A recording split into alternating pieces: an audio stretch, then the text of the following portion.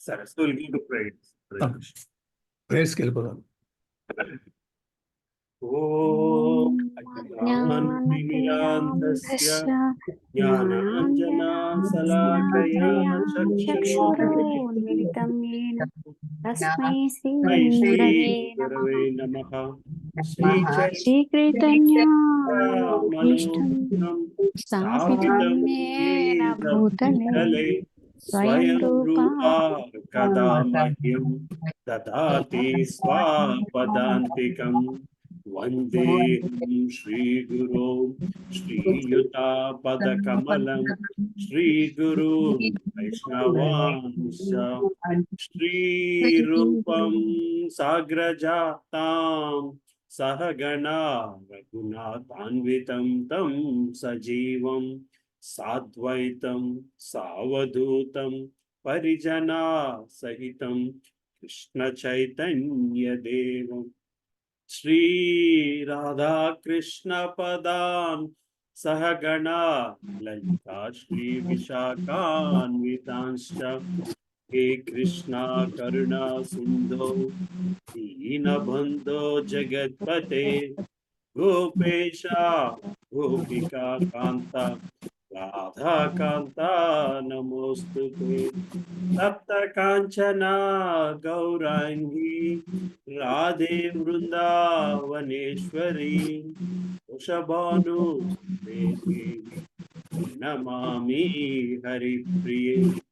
వాంఛాకల్పతరుభ్యశ్చ కృపా సింధుభ్య ఏవ చ పతితానాం పావనేభ్యో వైష్ణవేభ్యో నమో నమః. జై శ్రీ కృష్ణ చైతన్య ప్రభు నిత్యానంద శ్రీ అద్వైత కథాధార శ్రీవాసాది గౌర భక్త వృంద.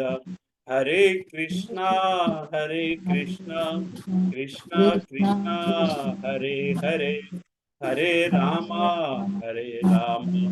రామ రామ హరే హరే. ఓం నమో భగవతే వాసుదేవాయ. ఓం నమో భగవతే వాసుదేవాయ. ఓం నమో భగవతే వాసుదేవాయ. నారాయణం నమస్కృత్యం నరం చైవ నరోత్తమం దేవీం సరస్వతీం వ్యాసం తతో జయముదీరయేత్. నష్టప్రాయేషు అభద్రేషు నిత్యం భాగవత సేవయా. భాగవతి ఉత్తమ శ్లోకే భక్తిర్భవతి నైష్టికీ. కృష్ణాయ వాసుదేవాయ దేవకీ నందనాయ చ నందగోప కుమారాయ గోవిందాయ నమో నమః. నమో మహావధన్యాయ కృష్ణ ప్రేమ ప్రదాయతే. కృష్ణాయ కృష్ణ చైతన్య నామ్నే గౌరత్రిషే నమః. నమః పంకజనాభాయ నమః పంకజమాలినే నమః పంకజనేత్రాయ నమస్తే పంకజాంగ్రయే. నమో బ్రహ్మణ్యాయ దేవాయ గో బ్రాహ్మణ్యాయ హితాయ చ జగద్హితాయ కృష్ణాయ గోవిందాయ నమో నమః.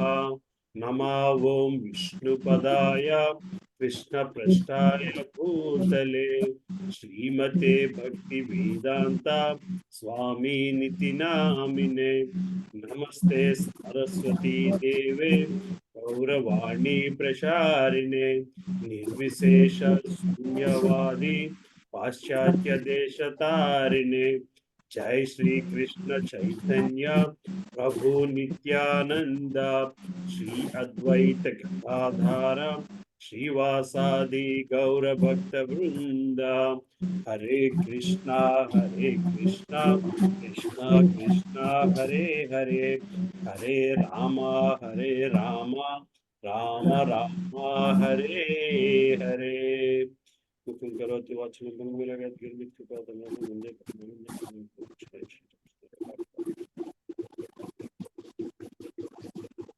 కృష్ణ. హరే Krishna Prabhuji. So let's go to into 1, right? Hare Krishna Prabhuji. Hare Krishna అమ్మ.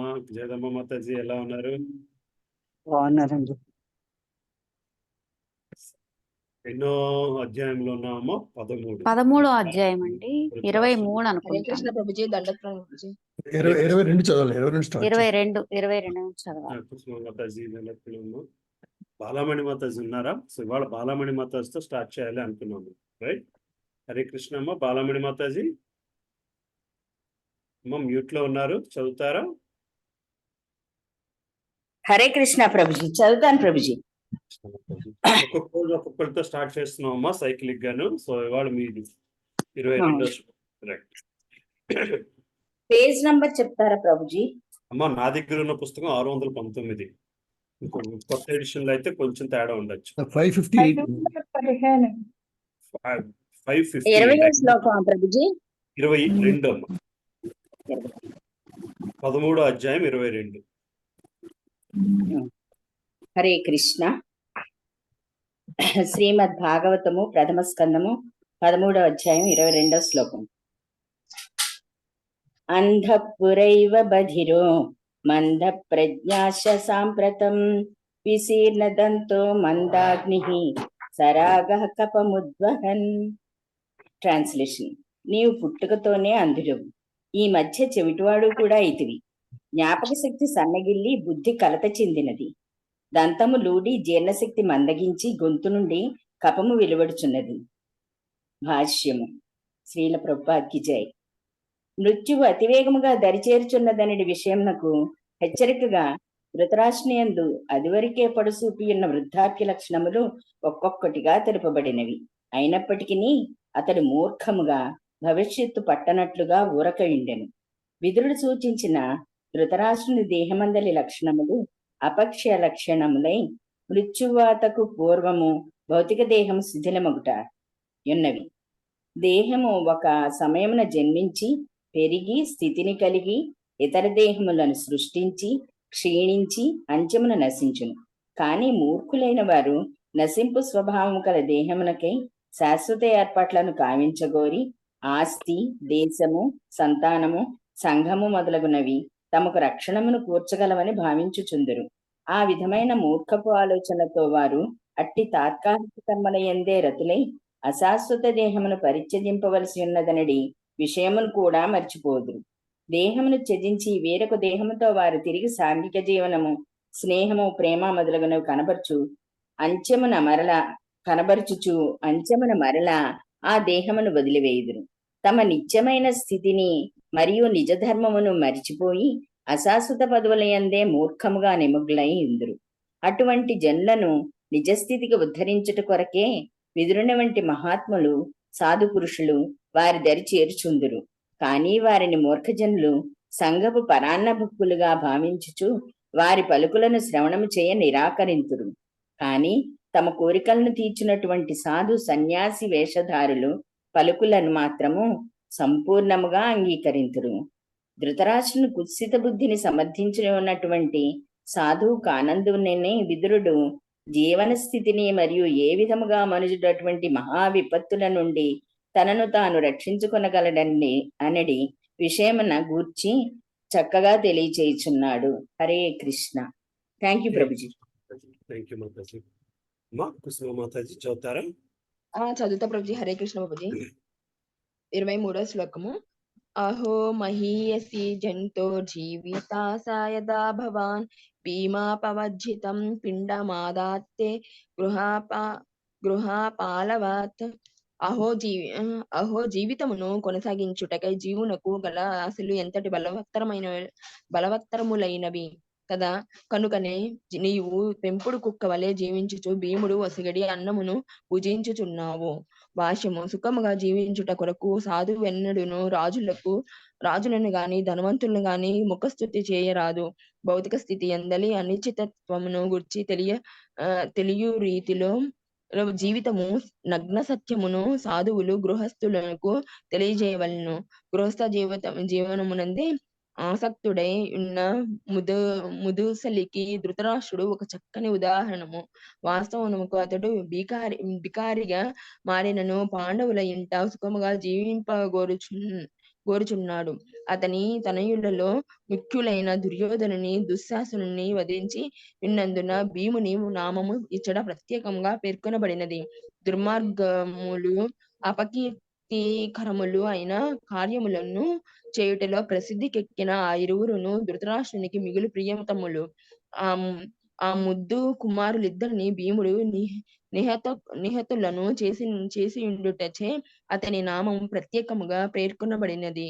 కాని ధృతరాష్ట్రుడు పాండవుల ఇంట ఎందులకై జీవించుచున్నాడు? అఘోరమైనప్పటికీ జీవితమును సుఖముగా గడపవలెనని అతడు కోరియుండుటే అందులకు కారణము. కనుకనే బలవత్తరమైన జీవితాశను గాంచి విదురుడు తన ఆశ్చర్యమును ప్రకటించుచున్నాడు.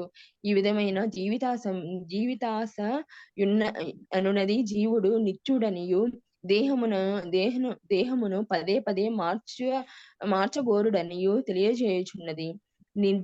నిర్ణీత సమయము వరకు ఖైదు శిక్ష వంటి దానిని అనుభవించుటకే నిర్ణీత సమయము కలిగిన దేహము వసుగబడుననియు మరియు పలు జనన మరణములు పిమ్మటే భగవద్ధామము చేరుటకే ఆత్మానుభవ ప్రాప్తి కొరకు మానవ దేహము అనుగ్రహింపబడిననియు మూర్ఖ జనులు తెలుసుకున్న జాలరు.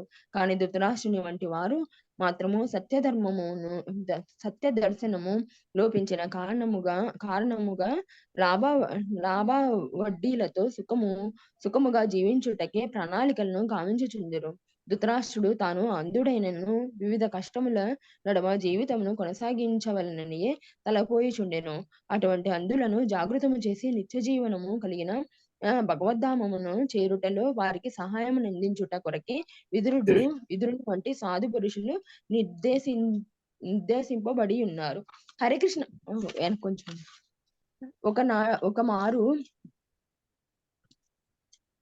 ఒక మారు అచ్చట కేగిన పిమ్మట దుఃఖభూయిష్టమైన ఈ భౌతిక జగమునకు ఎవ్వరును తిరిగి రారు.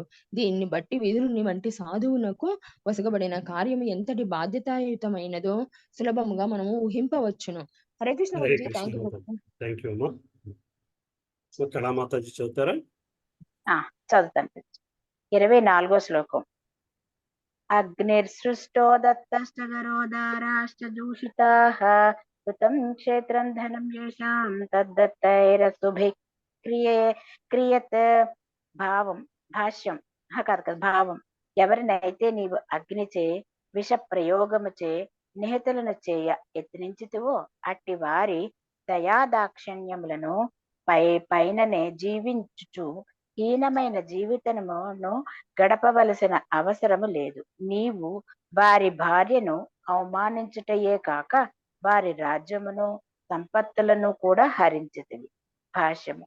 వర్ణాశ్రమ ధర్మ విధానము మానవ జీవనమందలి కొంత భాగమును పూర్తిగా ఆత్మానుభావము మరియు మోక్షప్రాప్తి ప్రయోజనమునకి కేటాయించి ఉన్నది. జీవితము ఆ విధముగా విభజింపబడినను ధృతరాష్ట్రుని వంటి వారు తమ వృద్ధాప్యమునందును గృహమునే అంటిపెట్టుకున గోరుదురు. శత్రువుల నుండి దానము గ్రహించవలసిన హీనస్థితి ఎందును వారు అట్లే చేయగోరుదురు. ఆ విధమైన అవమానకర దానమును స్వీకరించుట కన్నను కుమారుల వలె మరణించుటయే ధృతరాష్ట్రునకు పరమ శ్రేయోదాయకమని విదురుడు తెలియజేసి ఆ విషయము అతనికి అవగతమగునట్లుగా చేశాడు. 5000 సంవత్సరముల క్రిందట ధృతరాష్ట్రుడు ఒక్కడే ఉండేవాడు. కానీ ప్రస్తుత సమయములో ప్రతి ఇంటను ఒక ధృతరాష్ట్రుడు గోచరించుచున్నాడు. ముఖ్యముగా రాజకీయవేత్తలు క్రూరమైన మృత్యువు వాత పడనిదే లేదా ఎవరైనా శత్రువు చేత హత్య కావింపబడినదే రాజకీయ కలాపముల నుండి విరమణ పొందుటలేదు. జీవితాంతం వరకు కుటుంబ జీవనమే అంటుపెట్టుకుని ఉండుట నిక్కముగా గొప్ప పతనమే కాగలదు. అటువంటి ధృతరాష్ట్రులకు జ్ఞానబోధ చేయుటకు విదురుల వంటి వారి అవసరము నేటికినీ కలదు. హరే కృష్ణ. హరే కృష్ణ అక్క. థ్యాంక్ యూ అక్క. చంద్రమౌళి ప్రభు కల్పన మాతాజీ ఉన్నారమ్మా? హరే కృష్ణ. హరే కృష్ణ. 25th శ్లోకం. 25th. తస్యాపి తవ దేహోయం కృపణస్య బిజీవిషో పరైత్య నిత్యతో జీర్ణో జరయా వంశసీవ. నీవు మరణించుటకు ఇచ్చగుంపకొనను మరియు గౌరవ ప్రతిష్టలను పనంగా పెట్టి అయినను జీవింపగోరినను లోపపూరితమైన నీ దేహము పాత వస్త్రము వలె నిక్కముగా జీర్ణమై నశింపగలదు. భాష్యం. ఈ శ్లోకం నందలి కృపణస్య మరియు జిజీవిషో అను పదములు ముఖ్యమైనవి. జనులలో ఇరు తరగతుల వారు కలరు. వారిలో ఒకరు కృపణులుగా పిలువబడగా రెండవ వారు బ్రాహ్మణులుగా పిలువబడుదురు. కృపణుడైన వాడు తన భౌతిక దేహమును గూర్చి ఎరుగజాలడు, కానీ బ్రాహ్మణుడు తనను గూర్చి భౌతిక దేహమును గూర్చి సరైన అవగాహన కలిగి ఉండను. భౌతిక దేహం పట్ల గల తప్పు అభిప్రాయం కారణం లోబి అయిన వాడు తన శక్త్యానుసారము ఇంద్రియ భోగమును అనుభవించుకోరు. వైద్యం ద్వారా లేదా ఇతర మార్గం ద్వారా ఉద్యాపన నందులు కూడా అతడు యవనవంతుడు కాగోరు. భౌతిక దేహమును గుర్చిన సరైన అవగాహన లేకుండా ఏదంగా ఆయనను జీవింపకోరుచున్నందున ధృతరాష్ట్రుడు ఇచ్చట కృపణగా సంబోధింపబడినాడు. కేటాయించిన జీవనకాలము తనను అధికంగా జీవించట సాధ్యం కాదని మరియు మృత్యువుకై అతడు సమాయత్తం కావాల్సి ఉన్నదని తెలిసి అతని కళ్ళను తెరిపింప విదురుడు యత్నించున్నాడు. మృత్యువు అనివార్యమైనప్పుడు జీవనమునకై అటువంటి హీన పరిస్థితి ఎందులకే అంగీకరింపవలను. మృత్యువు ఎదురైనప్పటికీ సరైన మార్గంను స్వీకరించుటే పరమోత్తమం. సర్వవిధములైన భౌతిక తాపత్రయములను నశింపు చేయుటకే మానవజన్మ ఉద్దేశింపబడి ఉన్నందున కోరిన లక్ష్యములను సాధించే రీతిలో జీవితంను నియమించుకోవలను. జీవితం పట్ల తప్పు అవగాహన కారణమున ధృతరాష్ట్రుడు ఇదివరకే తన శక్తిలో 80% వృధాపరిచి ఉన్నాడు. కనుక తన కృపణ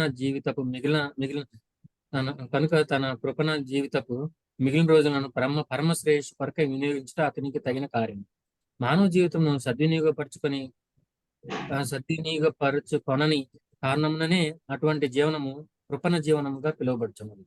కేవలము భాగ్యవశముననే అటువంటి కృపణుడు విదురుని వంటి ఆత్మదర్శిని కలియుట తటస్థించి ఆ మహాత్ముని ఉపదేశం ద్వారా భౌతికత్వపు అజ్ఞానమును నశింపజేసుకుంట జరుగుచు. హరే కృష్ణ. హరే కృష్ణ ప్రభు. హరే కృష్ణ ప్రభు. పాంచిక భౌతిక దేహము నిరుపయోగమైనప్పుడు అజ్ఞాతమైన దూర ప్రదేశానికి సత్యబంధముల నుండి ముక్తుడైన వాడే అర్థాన్ని ధరించువాడు ధీరుడు అనపడదు. భాష్యం. గొప్ప భక్తుడును గౌడీయ వైష్ణవ సంప్రదాయంలో ఆచార్యుడగు నరోత్తమ దాస్ ఠాకూర్లు ఈ విధముగా కీర్తించిరి. హే ప్రభు, నేను నా జన్మను వృధా పరిస్థితిని మానవ జన్మను పొందియు నీ భక్తియుత సేవను నిర్లక్ష్యపరచుడు ద్వారా నేను ఇష్టాపూర్వకంగా విషపానం చేసిన వాడనైతిని. అనగా శ్రీకృష్ణ భగవాను భక్తియుత సేవా జ్ఞానమును అభ్యసించుటకే మానవ జీవితము ఉద్దేశింపబడి ఉన్నది. అది లేని జీవనము తాపత్రయపూర్ణము దుఃఖపూర్ణము కాగలదు. కనుకనే అటువంటి భక్తియుత సేవా కార్యం లేకుండా జీవితంను వ్యర్థపరుచుకున్న వాడు బంధుమిత్రులకు తెలియకుండా గృహమును విడనాడవలనని నిచ్చట ఉపదేశించబడుతున్నది. ఈ విధంగా కుటుంబము, సంఘము, దేశము మొదలగు బంధముల నుండి విడివడిన వాడే ఎచ్చట మరియు ఏ రీతి మరణించినాడని ఇతరులు తెలియని రీతిలో ఏదియో ఒక అజ్ఞాత ప్రదేశంలో అతడు దేహంను త్యజించవలను. ధీరుడనగా ఎంత ప్రేరేపించినను కలత చెందని వాడని భావము. భార్యాపుత్రులతో గల సన్నిహిత సంబంధ కారణమున ఎవరినో సుఖమయ కుటుంబ జీవనము త్యజించలేరు. కుటుంబం పట్ల అటువంటి అవాంఛిత అనురాగ కారణమున ఆత్మానుభవము నిరోధించబడును. అట్టి బంధము ఎవరైనా మర్చిపోజాలించో ధీర్నుగా పిలువబడు. ఇట్టి నివృత్త మార్గము భగ్న జీవితంపై ఆధారపడి ఉండునదే అయినను ప్రామాణికులైన సాధు పురుషులు మరియు ఆత్మదర్శుల సాంగత్యంన శ్రీకృష్ణ భగవాన్ని ప్రేమమయ భక్తియుత సేవ యందు నియుక్తమైనచో ఆ త్యాగం నందు స్థిరత్వము లభింపగలదు. దివ్యమగు సేవాభావమును జాగృతము చేయుట ద్వారా శ్రీకృష్ణుని పాదపద్మములకు శ్రద్ధాపూర్వకంగా కరుణజొచ్చుడు సాధ్యము కాగలదు. అది కేవలము శుద్ధ భక్తుల సాంగత్యమునే సంభవింపగలదు. ఎవరి కేవల సాంగత్యమే ఈ భగ్న జీవితం నుండి ముక్తికి మూలాధారము అట్టి సోదరుని పొందిన ధృతరాష్ట్రుడు నిక్కముగా భాగ్యశాలి అయి ఉన్నాడు. హరే కృష్ణ. హరే కృష్ణ గోపజీ. హరే కృష్ణ ప్రభుజీ. హరే కృష్ణ. 27వ శ్లోకము. యస్వకాత్ పరతో వేద దేహ జాత నిర్వేద ఆత్మవాన్ హృది కృత్వా హరిం గేహేత్ ప్రవ్రజేత్ స నరోత్తమ. అనువాదం. తనంతట తాను గాని ఇతరుల ఉపదేశములతో గాని జాగృతుడై ఈ భౌతిక జగత్తు యొక్క మిథ్యాత్వమును దుఃఖమును అవగతము చేసుకుని గృహమును వీడి తన హృదయమునందే నిలిచియున్న పూర్ణ పురుషోత్తముడైన హరిపైననే సంపూర్ణముగా ఆధారపడడి మనుజుడు నిక్కముగా నరోత్తముడు అనబడును. భాష్యము. ఆధ్యాత్మిక వాదులు 3 తరగతులుగా నుందురు. అందు మొదటి తరగతి వారు ధీరులు, అనగా కుటుంబ సాంగత్యమునకు దూరముగా నుండి కలతకు గురి కాని వారని భావము. రెండవ తరగతి వారు సంకల్పములన్నీయును భగ్నమై సన్యాస జీవనమును స్వీకరించిన సన్యాసులు. ఇక 3వ తరగతి వారు శ్రవణ కీర్తముల ద్వారా భగవత్ చైతన్యమును జాగృతము చేసుకుని హృదయమునందే నిలిచియున్న భగవానునిపై సంపూర్ణముగా ఆధారపడి గృహమును పరిత్యజించు భగవద్భక్తులు. తెలియజేయిందేమనగా భౌతిక జగమునందలి సంకల్పపూర్ణ జీవనము భగ్నమైన పిమ్మట స్వీకరింపబడి సన్యాస జీవనము ఆత్మానుభవ మార్గములో ముందడుగే అయినను ప్రతి వారి హృదయమునందు పరమాత్మ రూపమున వసించు పూర్ణ పురుషోత్తముడైన శ్రీకృష్ణ భగవానునిపై సంపూర్ణముగా ఆధారపడుటకు అభ్యాసము కావించినప్పుడే ముక్తి మార్గం నందు నిజమైన పూర్ణత్వము సిద్ధించగలదు. గృహమునకు దూరముగా కీకారణ్యములో ఒంటరిగా నివసించుచున్నను నిష్ఠాపూర్ణుడైన భక్తుడు తాను ఒంటరివాడను కానని సంపూర్ణముగా ఎరిగియుండును. దేవదేవుడైన శ్రీకృష్ణుడు అతని చెంతనే సదా నిలిచియుండి ఆ శ్రద్ధాపూర్ణుడైన భక్తునకు ఎట్టి పరిస్థితి ఎందైనను రక్షణమును కల్పించగలడు. కనుక శుద్ధ భక్తుల సాంగత్యమున శ్రీకృష్ణుని పవిత్ర నామ రూప లీల పరివారాదులను కీర్తించుట మరియు శ్రవణము చేయుట ద్వారా గృహమునందు ప్రతి ఒక్కరూ భక్తియుత సేవను కొనసాగించవలెను. ఇటువంటి అభ్యాసము ఎంత శ్రద్ధగా కొనసాగించినచో అంత అధికముగా భగవత్ చైతన్యము వృద్ధి కాగలదు. కానీ అట్టి భక్తియుత సేవ ద్వారా భౌతిక లాభములను వాంఛించు వారు మాత్రము భగవానుని హృదయమునందే నిలిచియున్నను అతనిపై ఎన్నడను ఆధారపడజాలరు. అదే విధముగా భగవానుడును భౌతిక లాభము కొరకై తనను సేవించు వారికి ఎట్టి నిర్దేశమును ఒసగడు. అటువంటి లౌకిక భక్తులు భగవానునిచే భౌతిక లాభములను పొందగలిగినను పైన తెలుపబడిన నరోత్తమ స్థితికి ఎన్నడను చేరజాలరు. ప్రపంచ చరిత్రలో అట్టి శ్రద్ధావంతులైన భక్తుల ఉదాహరణములు పెక్కు కలవు. ఆత్మానుభవ మార్గమున వారందరూ మనకు మార్గదర్శకులై ఉన్నారు. విదురుడును అటువంటి మహాభక్తులలో ఒకడు.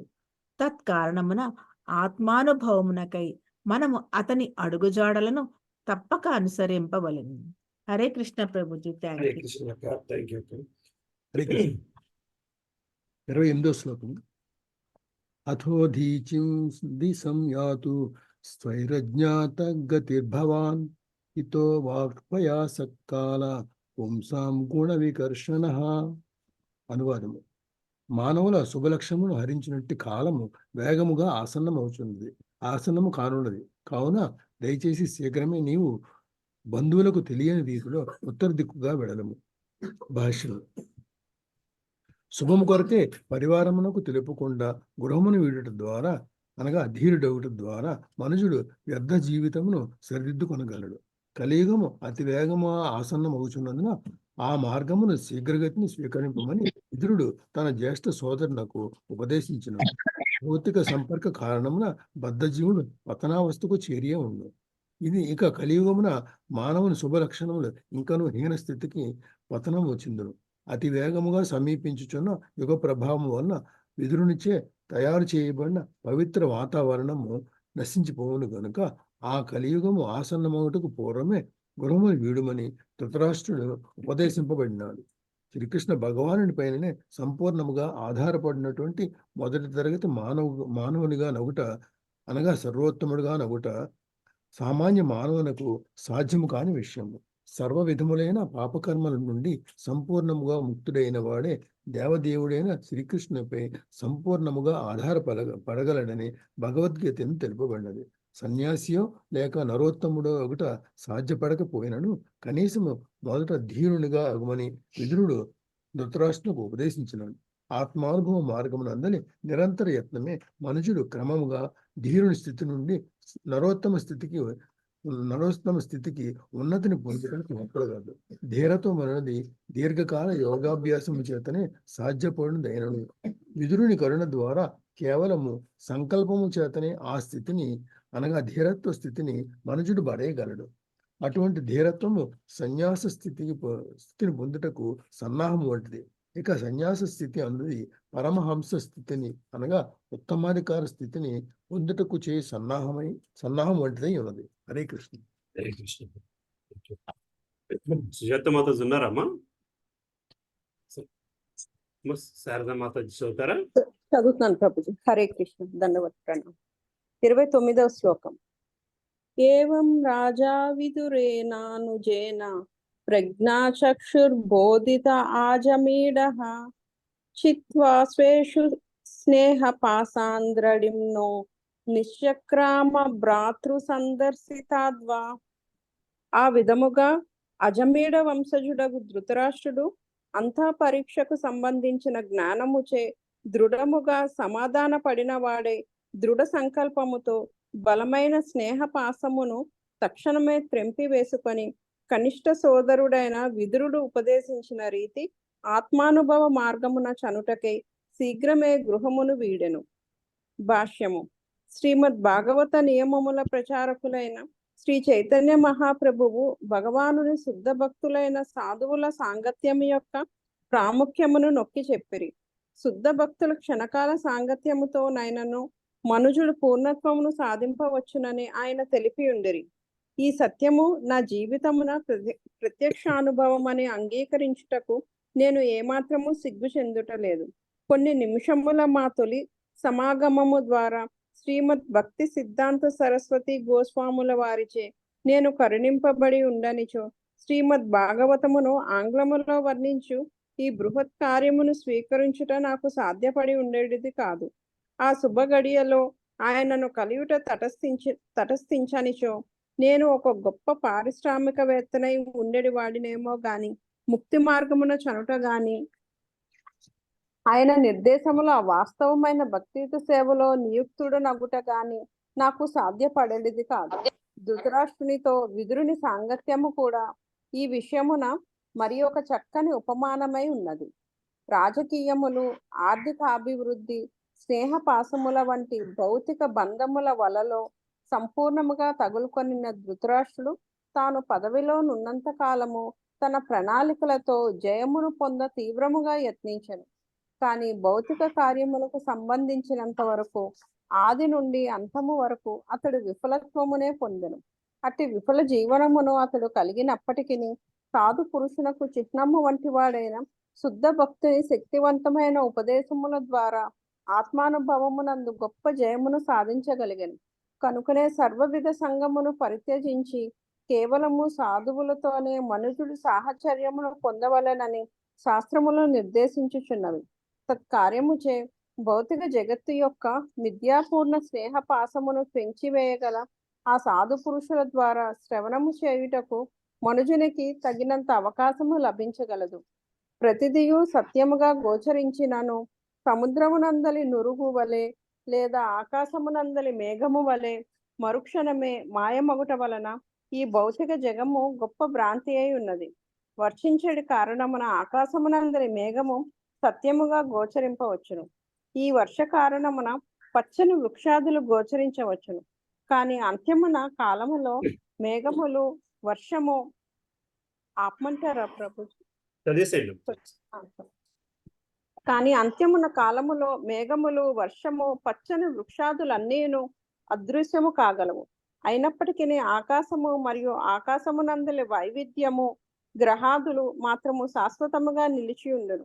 అదే విధముగా ఆకాశము వంటి పరతత్వము శాశ్వతముగా నిలిచి ఉండగా, తాత్కాలికమైన మేఘము వంటి భ్రాంతి రాకపోకల స్వభావమును కలిగి ఉండును.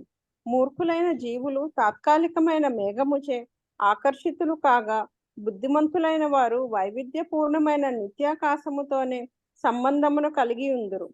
హరే కృష్ణ. థ్యాంక్ యూ ప్రభు. ప్రభాకర్ ప్రభు చదువుతారా ప్రభు? హరే కృష్ణ ప్రభుజీ. హరే కృష్ణ. 30. శత్రువు నుండి తీవ్ర ప్రహారము స్వీకరించు వీరుల వలె సన్యాస దండము స్వీకరించిన వారికి హర్షద్వాయకమైన హిమాలయ పర్వతములకు తన భర్త పయనమౌట గాంచి మృదు స్వభావము స్వాదియు కందహార్ రాజైన సుబలుని తనకు గాంధారతిని అనుసరించాను. బాహ్యం సుబలరాజు తనయ సౌబలిని మరియు ధృతరాష్ట్రీ పత్ని గాంధారి ఆదర్శరాలుడై ప్రతివ్రత సాధ్యులు ప్రతివ్రతలను తీర్చిదిద్దే వేదనాగరిగా నిర్దేశింపబడి ఉన్నది. చరిత్ర ఎందుకు పేర్కొనబడిన అట్టి ప్రతివ్రతలలో గాంధారి ఒకతే. లక్ష్మీదేవి అయిన సీతాదేవి కూడా రాజపుత్రియే అయినను అరణ్యమున తన భర్తను అనుసరించను. అదే విధముగా గాంధారియు గృహనందు లేదా ఇంటి యందు నిలిచి ఉండగలిగినను ప్రతివ్రత వలె ఎట్టి సంకోచము లేకుండా భర్తను అనుసరించాను. సన్యాస జీవనము సంబంధించిన ఉపదేశములన్నీను విధుడు ధృతరాష్ట్రునకు బోధించి ఉండెను. ఆ సమయమున గాంధారి తన భర్త చెంతనే నిలిచి ఉన్నను.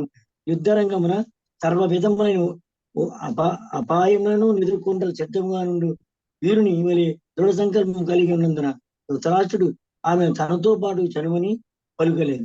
నామమాత్ర భార్యాబంధువుల పట్ల ఇంకా ఏమాత్రం ఆకర్షణ కలిగి ఉండక అతడు ఒంటరిగా పైన మౌటకు నిశ్చయించుకొని, కానీ సాధ్వీల నామైన గాంధారియే అతన్ని అంతిమ క్షణం వరకు అనుసరింప నిశ్చయించుకొని ఇక ధృతరాష్ట్రుడు వానప్రస్థ జీవితం అంగీకరించి ఉన్నాడు.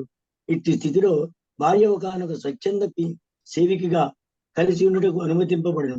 కానీ సన్యాసి యందు మాత్రం భార్య భర్తతో కలిసి ఉండరాదు. సన్యాసి అయిన వాడు సంఘ దృష్టిలో మరణించిన వాళ్ళగే భావింపబడును. కనుక అతని భార్య భర్తతో సంబంధం ఏమాత్రము లేకుండా వైద్యం సేకరించవలసి ఉండను. ధృతరాష్ట్రుడు కూడా తన ప్రతివతని భార్య నిరాకరింపలేదు. గాంధారియు తన బాధ్యతను తానే స్వీకరించు భర్తను నునుగమించను. సన్యాసులైన వారు సన్యాసముని శిఖరముగా సన్యాస దండమును స్వీకరించరు. సన్యాసులో ఇతర తరగతి వారు కలరు. మాయావాద తత్వమును అంగీకరించుచు శ్రీపాద శంకరాచార్య అధ్యక్షతను నిలిచేవారు ఏకదండము ఒకే దండము స్వీకరించగా, వైష్ణవ తత్వం అనుసరించి సన్యాసులు త్రిదండము 3 దండములు కలిపి స్వీకరించరు. కనుకనే మాయావాద సన్యాసులు ఏకదండి స్వాములుగా పిలువబడగా, వైష్ణవ సన్యాసు త్రిదండి స్వాములుగా పిలువబడుతురు. మాయావాద తత్వవేత్తలు నుండి వేరుగా గుర్తించడం కొరకు ప్రత్యేకించి వైష్ణవ సన్యాసులు త్రిదండ గోస్వామిగా సంబోధింపబడుతురు. ఏకదండి స్వాములు దాదాపు హిమాలయం నందు అనువ్యక్తులై ఉండగా, వైష్ణవ సన్యాసులు బృందావనమునందు పూరి జగన్నాథమునందు అనువ్యక్తులైందురు. వైష్ణవ సన్యాసులు నరోత్తములు కాగా, మాయావాద సన్యాసులు ధీరుడైందురు. నరోత్తమునిగా అనువుటకు ఆ స్థితిలో అతి కష్టము కనుక ధీరులను అనుసరింపమని ధృతరాష్ట్రుడు ఉపదేశింపబడినాడు. హరే కృష్ణ ప్రభు. థ్యాంక్ యూ ప్రభు. హరే కృష్ణ ప్రభు.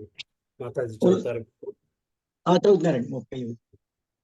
హరే కృష్ణ ప్రభుజీ. హరే కృష్ణ మాతాజీ. 31. అజాత శత్రువైన ధర్మరాజు ప్రతిదిన ప్రార్థనలు సూర్యదేవునికి హావనము, బ్రాహ్మణులకు గోవులను, ధాన్యమును, భూమిని, బంగారమును దానమొసగి నమస్సులర్పించుట వంటి ప్రాతకాల కార్యక్రమాలను నిర్వహించి పెద్దలకు వందనములు నొసగా వారి మందిరమున ప్రవేశించును. కానీ అతనికి అచ్చట పితరులు గాని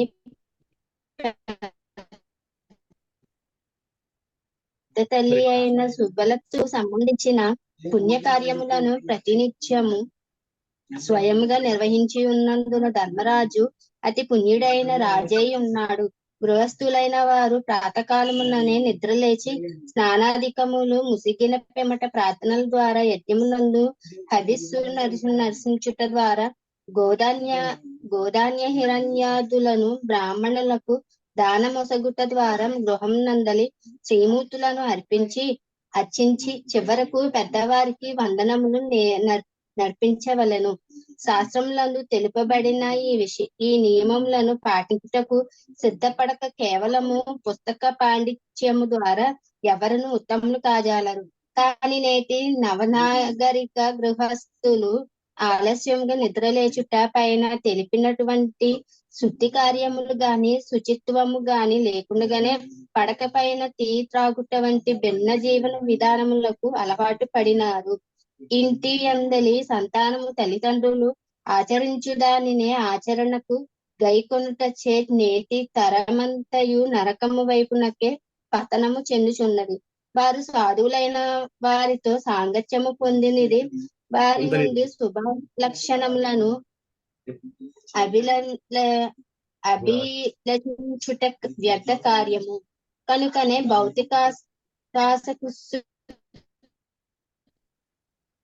భౌతికాసక్తుడైన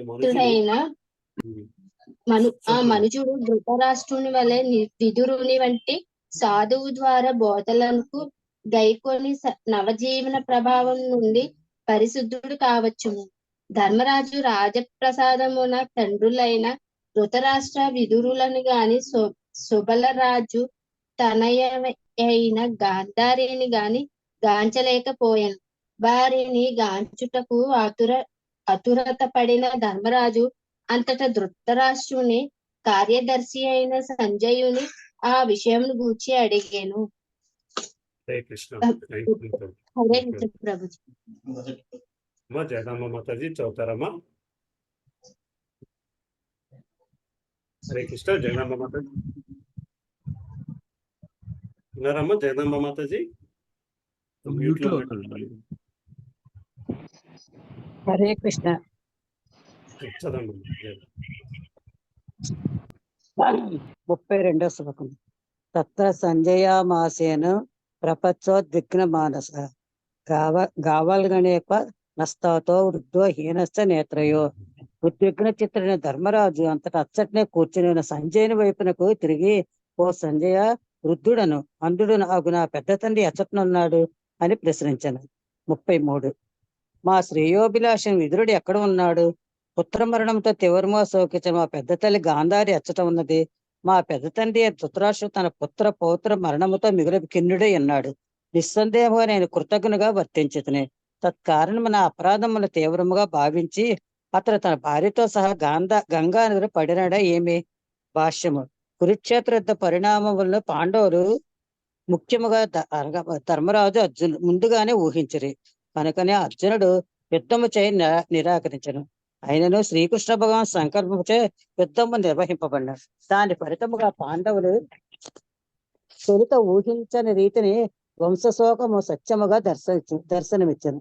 పెద్ద తండ్రి ధృతరాష్ట్రుడు, పెద్ద తల్లి గాంధారి తీవ్ర దుఃఖము ఎరిగినందునే ధర్మరాజు వారి వృద్ధావస్థ ఎందు మరియు దుఃఖస్థుల సాధ్యమైనంత రక్షణను గైకొని ఉండెను. కనుకనే పెద్ద తండ్రి పెద్ద తల్లి ఇరువురిని రాజప్రసాదమును గాంచకపోవచ్చు సహజముగా సంశయాత్ముడే అతడు వారు గంగాదిన పడినారని ఊహింపసాగరు. తాము తండ్రి లేని వారు అయినప్పుడు ధృతరాష్ట్రుడు జీవనార్థమై సమస్త రాజ సదుపాయముల సగ్గా అందుకు ప్రతిఫలముగా కురుక్షేత్రములో అతని తనయులను అందరినీ చంపివేసినందుకు ధర్మరాజు తాను కృతజ్ఞుడిగా భావించను. పుణ్యుడైన వారిగా ధర్మరాజు తాను కావించిన పాపకర్మలన్నిటినీ పరిగణలోనికి తీసుకున్నాడు. పెద్ద తండ్రి మరియు అతని అనుయాయుల పాపకర్మలను అతను ఏమాత్రము తలుచుకొనలేదు. ధృతరాష్ట్రుడు స్వయంకృత పాపకర్మల ఫలములను భగవత్ సంకల్పచే అనుభవించను. ధర్మరాజు మాత్రము తన అనివార్యమైన పాపకర్మలే వాటికి కారణమని తరచను. భగవద్భక్తుడు మరియు సచ్చరిత్రుడైన వాడిని నైజము ఈ రీతిగానే ఉండును. భక్తుడైన వాడు ఇతర లోపములను ఎంచక తన ఎందరి లోపములను యత్నించి సాధ్యమైనంత వరకు వాటిని సరిదిద్దుకొని యత్నించను. హరే కృష్ణ. హరే కృష్ణ. మాతాజీ చదువుతారండి. చదువుతాను. హరే కృష్ణ ప్రభుజీ.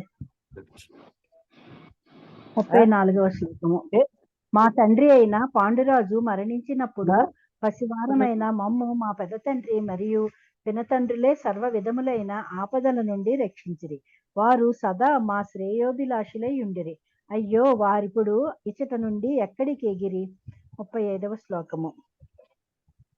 సూతగోస్వామి పలికెను. తన ప్రభువైన ధృతరాష్ట్రుని గాంచక కరుణ మరియు మనోక్షోభల చేత దుఃఖితుడై సంజయుడు ధర్మరాజునకు సరిగా సమాధానము నొసగలేకపోయెను. భాష్యము. సంజయుడు ధృతరాష్ట్రునకు బహుకాలము ఆంతరంగిక సేవకుడై ఉండెను. తత్కారణమున ధృతరాష్ట్రుని జీవితమును అధ్యయనము చేయుటకు అతనికి అవకాశము లభించెను. కానీ ధృతరాష్ట్రుడు అంత్యమున తనకు తెలుపగయే గృహమును వీడుట వలన అతని దుఃఖమునకు హద్దు లేకపోయెను. కురుక్షేత్ర రణమనిడి ఆటలో ధృతరాష్ట్రుడు ధన పరివారమాది సమస్తమును కోల్పోయి అంత్యమున తీవ్ర భగ్నతతో భార్యను కూడి గృహమును వీడవలసి వచ్చుటచే అతని ఎడ సంజయుడు సంపూర్ణముగా దయాపూర్ణుడయ్యను. విదురునిచే ధృతరాష్ట్రుని జ్ఞానదృష్టి జాగృతము చేయబడినదనియు తత్కారణముననే అంధకూపము వంటి గృహము నుండి బయటపడిన పిమ్మట ఉత్తమ జీవనమును పొందుటకై అతడు అత్యంత ఉత్సాహముతో గృహమును వీడననియు ఎరుగనందునే సంజయుడు తన దృష్ట్యా పరిస్థితిని ఊహించెను. ప్రస్తుత జీవనమును పరిత్యజించిన పిమ్మట కలిగేటి ఉత్తమ జీవనము పట్ల పూర్తి విశ్వాసము కలిగినంత వరకు కేవలము కృత్రిమ వస్త్రధారణ ద్వారా గాని గృహము నుండి దూరముగా నుండుట గాని మనుషుడు సన్యాస జీవనమున నిలువజాలడు. 56వ శ్లోకము. తొలుత అతడు బుద్ధిచే మనస్సును నెమ్మదిగా సమాధానపరచి కన్నీటిని తుడుచుకొని తన ప్రభువుకు ధృతరాష్ట్రుని పాదములనే స్మరించుచు ధర్మరాజునకు సమాధాన మొసగదొడగాను. హరే కృష్ణ ప్రభుజీ. నిర్మలా మాతాజీ ఉన్నారమ్మా? అమ్మా కళ్యాణి మాతాజీ చదువుతారా? చదువుతాను ప్రభు. సంజయ ఉవాచ నాహం వేద వ్యవస్థితం పితృరోహ కులనందన గాంధార్యవా మహాబాహో మూషితో అస్మి మహాత్మాభి. సంజయుడు పలికెను, ఓ కురువంశజుడా, గాంధారి మరియు నీ పుత్రుల నిర్ణయముని గురించి నేనేమి ఎరుగను ఓ రాజా. ఆ మహాత్ములచే నేను మోసగించబడితిని. భాష్యము. మహాత్ములైన వారు ఇతరులను వంచితులని విషయము నిక్కముగా ఆశ్చర్యముగా కావచ్చును. కానీ ఏదైనా ఒక గొప్ప కారణము కొరకై మహాత్ములు ఇతరులను వంచితులకు కావచ్చును. కానీ ఏదైనా ఒక గొప్ప కారణం కొరకై మహాత్ములు ఇతరులను వంచితున్నా అనేది వాస్తవమైనదే. ద్రోణాచార్యుని ఎదుట అసత్యము పలకమని దేవదేవుడు శ్రీకృష్ణుడు కూడా ధర్మరాజునకు ఉపదేశించను. అది కూడా ఒకానొక గొప్ప కారణము నిమిత్తమై ఉండెను. భగవానుడే స్వయంగా కోరెను కనుక అదే గొప్ప కారణము. భగవాను సంతృప్తి పరిచితయ్యే ప్రామాణికమైన వాడు ప్రమాణముగా భావించును. అంతేకాక స్వధర్మము ద్వారా శ్రీకృష్ణ భగవానికి సంతృప్తి కలిగించుటే అత్యున్నత జీవన పూర్ణతమై ఉన్నది. భగవద్గీత మరియు శ్రీమద్ భాగవత్మ తుది నిర్ణయం ఇదే. యతః ప్రవృత్తిరుభావాతాన్ ఏన సర్వవిధం తత్తం సర్వకర్మణా తమభ్యారచయ సిద్ధి వినంతి మానవః. భగవద్గీత 18:46 శ్లోకము. అంతః పుబిర్దాజ శ్రేష్ఠ వర్ణాశ్రమ విభాగసః స్వనుష్ఠ్య ధర్మస్య సంసిద్ధిరవారితోషణం. భాగవతం 1.2.13. అంతరిక సేవకునిగా సంజయుడు ధృతరాష్ట్రునితో సదా కలిసి ఉన్నను. ధృతరాష్ట్రుడు, గాంధారి, విదురులు తమ నిర్ణయమును అతనికి తెలియజేయలేదు. తనతో సంతర్పంగానే ధృతరాష్ట్రుడు ఏదైనా కార్యమును మొదలింపగలనని సంజయుడు ఊహించలేకపోయాను. కానీ ధృతరాష్ట్రుని గృహ నిష్కరమైన కార్యము సంజయుని కూడా తెలుపగూడినంటి రహస్య విషయమై ఉండెను. శ్రీ చైతన్య మహాప్రభుని కలుసుకుండకు వెళ్ళినప్పుడు సనాతన గోస్వామి కూడా కారాగారపు కాపలాదారిని వంచెను. అదే విధముగా రఘునాథ దాస గోస్వామి కూడా మహాప్రభు ప్రీతమై పూజారిని మోసగించి శుభమును బడిటకు గృహమును వీడెను. పరతత్వమునకు సంబంధించిన ఇందున శ్రీకృష్ణ భగవాను ప్రీతత్వం గావించిన ఏదేని శుభమే అయినది. శ్రీమద్ భాగవత సేవలో నియుక్తమపుటకు పరివారమును మోసగించి గృహమును వీటకు నేను కూడా అట్టి అవకాశమునే పొంది ఉంటిని. ఏదైనా గొప్ప కారణము కొరకే అటువంటి వంచనము లేదా మోసము తప్పనిసరైనది. అటువంటి ఆధ్యాత్మిక మోసము చే ఏ పక్షము వారికి నష్టము వాటిల్లబోదు. హరే కృష్ణ ప్రభుజీ, దండవత్ ప్రణామ్. మాతాజీ. ప్రభు ఉన్నారమ్మా? హరే కృష్ణ ప్రభుజీ. కృష్ణ ప్రభు. 8.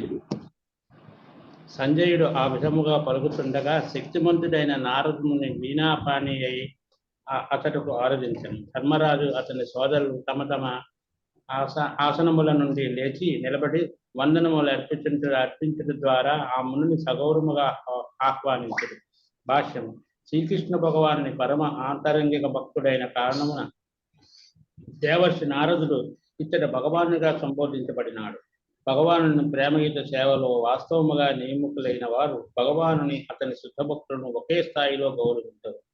భగవన్ మహిమలను తమ శక్తి కొలది ప్రచారము గావించుటకు ఎల్లడలా పర్యటించుచు ఆ అభక్తులను పవిత్రము కలిగించు ఉద్దేశంతో వారిని భక్తులుగా మార్చుటకు తీవ్రముగా యత్నించే కారణమున అట్టి ఆంతరంగిక భక్తులు సదా భగవానునకు అత్యంత ప్రియులై ఉండును.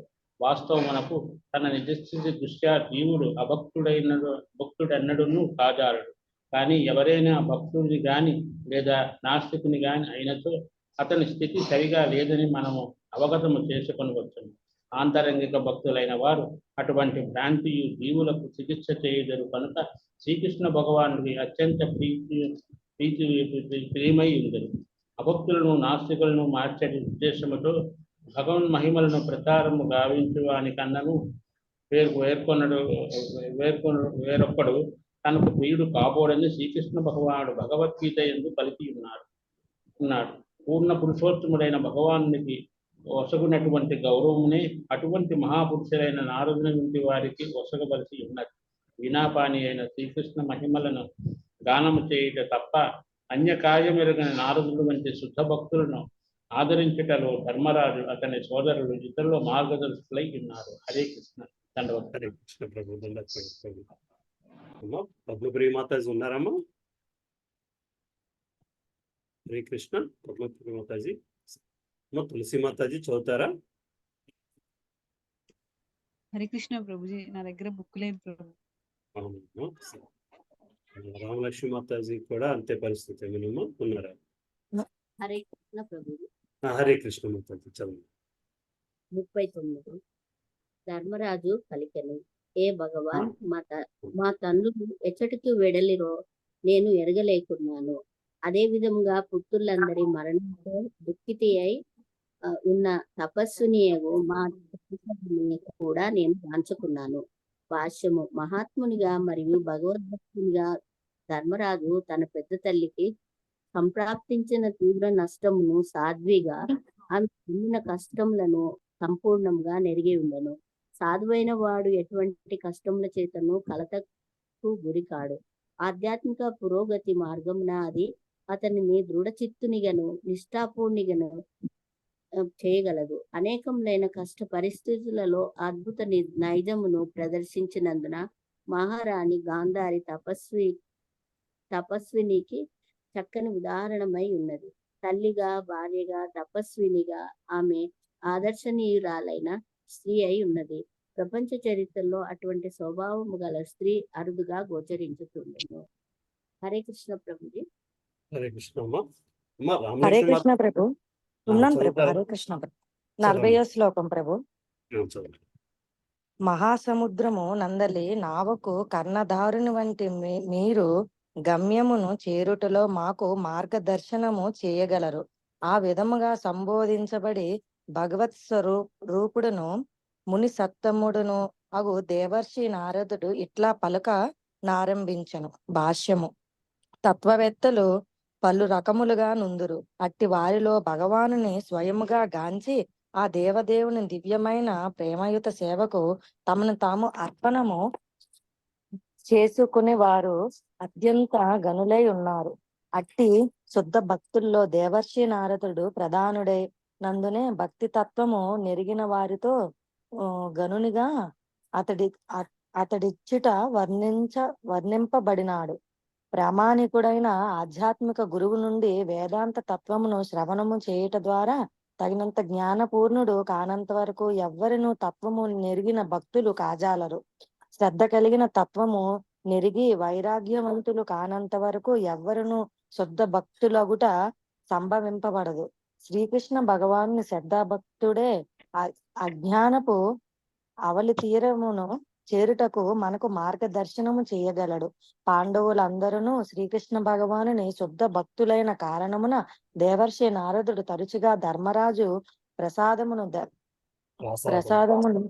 ప్రసాదమును దర్శించుచు అవసరమైనప్పుడల్లా వారికి ఉత్తమ సలహాను వసుగుచుండెడి వారు. చదవమంటారా ప్రభు? పారాగ్రాఫ్ చదువుతుంటే చదవండి. నెక్స్ట్ శ్లోకం ప్రభు 41.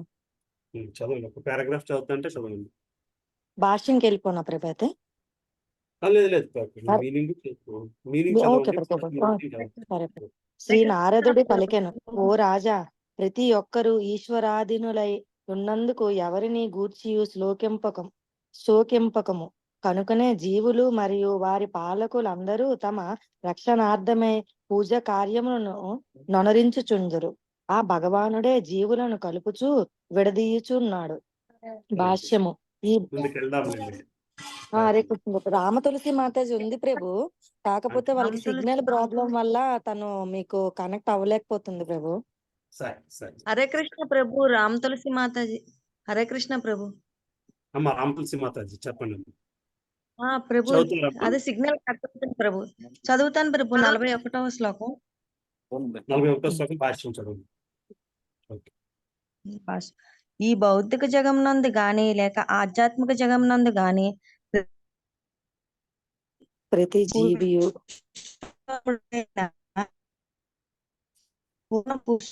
శ్రీకృష్ణ భగవానుని ఆరాధనదే ఉండును.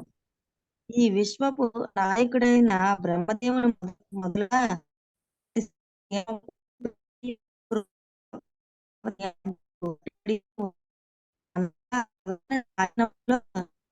జీవుని సహస్థితి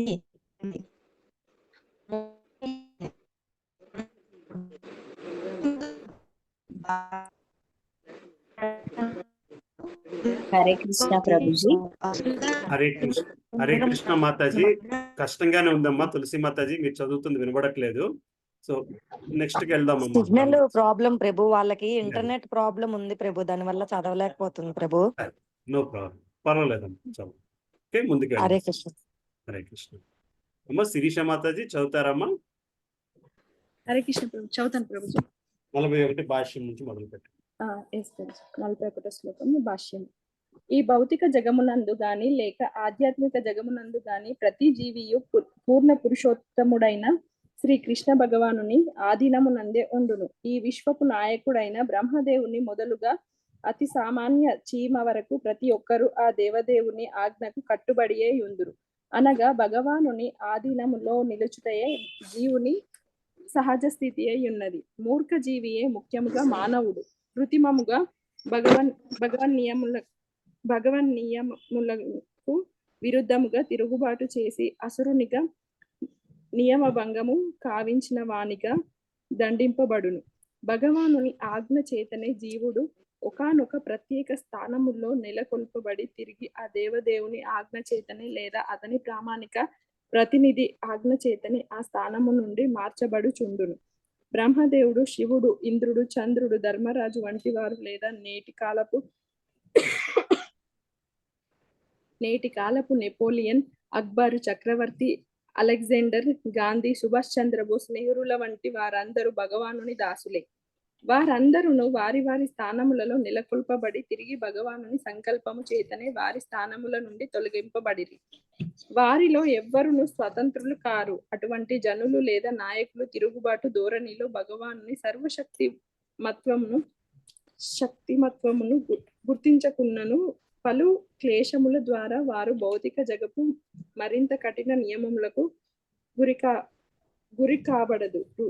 అనగా కేవలము మూర్ఖులైన వారే భగవానుని లేడని పలుకుదురు. తన తండ్రులు మరియు పెద్ద తల్లి హఠాత్తుగా నిష్క్రమించుటచ్చే మిగుల ఉద్విగ్నుడైనందున ధర్మరాజు ఈ నగ్న సత్యమును సంపూర్ణముగా అవగతం చేసుకొనెను.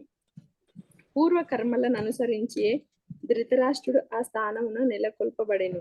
పలు సుఖములను లేదా దుఃఖములను అతడు ఇదివరకే అనుభవించి ఉన్నాడు. కానీ అదృష్టవశమున అతడు విదురుని వంటి ఉత్తమ సోదరుని పొంది ఉండెను. అతని ఆదేశముపై ధృతరాష్ట్రుడు భౌతిక జగమునందలి సర్వే వ్యవహారములకు స్వస్తి చెప్పి ముక్తిని బడయుటకై గృహమును వీడెను. Prabhuji continue complete చేసేయమన్నా. ఓకే ప్రభు. నిర్దేశింపబడిన సుఖ దుఃఖములను సాధారణ యత్నముచే ఎవ్వడును మార్చలేడు. కాలము యొక్క సూక్ష్మ ఏర్పాటులో సంభవించు అట్టి వాటిని ప్రతి ఒక్కరూ అంగీకరించియే తీరవలెను. వాటికి ప్రతిక్రియ చేయుటకు యత్నించుటలో ఎట్టి ప్రయోజనము లేదు. కనుకనే ముక్తి కొరకై యత్నించుట ఎనున్నది అత్యుత్తమ కార్యమై ఉన్నది. ఉన్నత చైతన్యమును మనోకర్మలను కలిగి ఉన్నందున ఈ విశేష అవకాశము కేవలము మానవునికే ఒసగబడినది. మానవ జన్మను పొందినప్పుడు ముక్తిని సాధించు నిమిత్తమే పలు విధములైన వేదోపదేశములు ఉద్దేశింపబడినవి. అవన్నీ కేవలము మానవునికి సంబంధించి ఉన్నవి. లభించిన ఉన్నత చైతన్యమును దుర్వినియోగపరుచుకొని వాడు నిక్కముగా శిక్షింపబడి ఈ జన్మలో గాని భవిష్యత్తులో గాని పలు విధములైన క్లేశములను గురి చేయబడును. ఈ విధముగానే భగవానుడు ప్రతి ఒక్కరి నియమించుచుండును.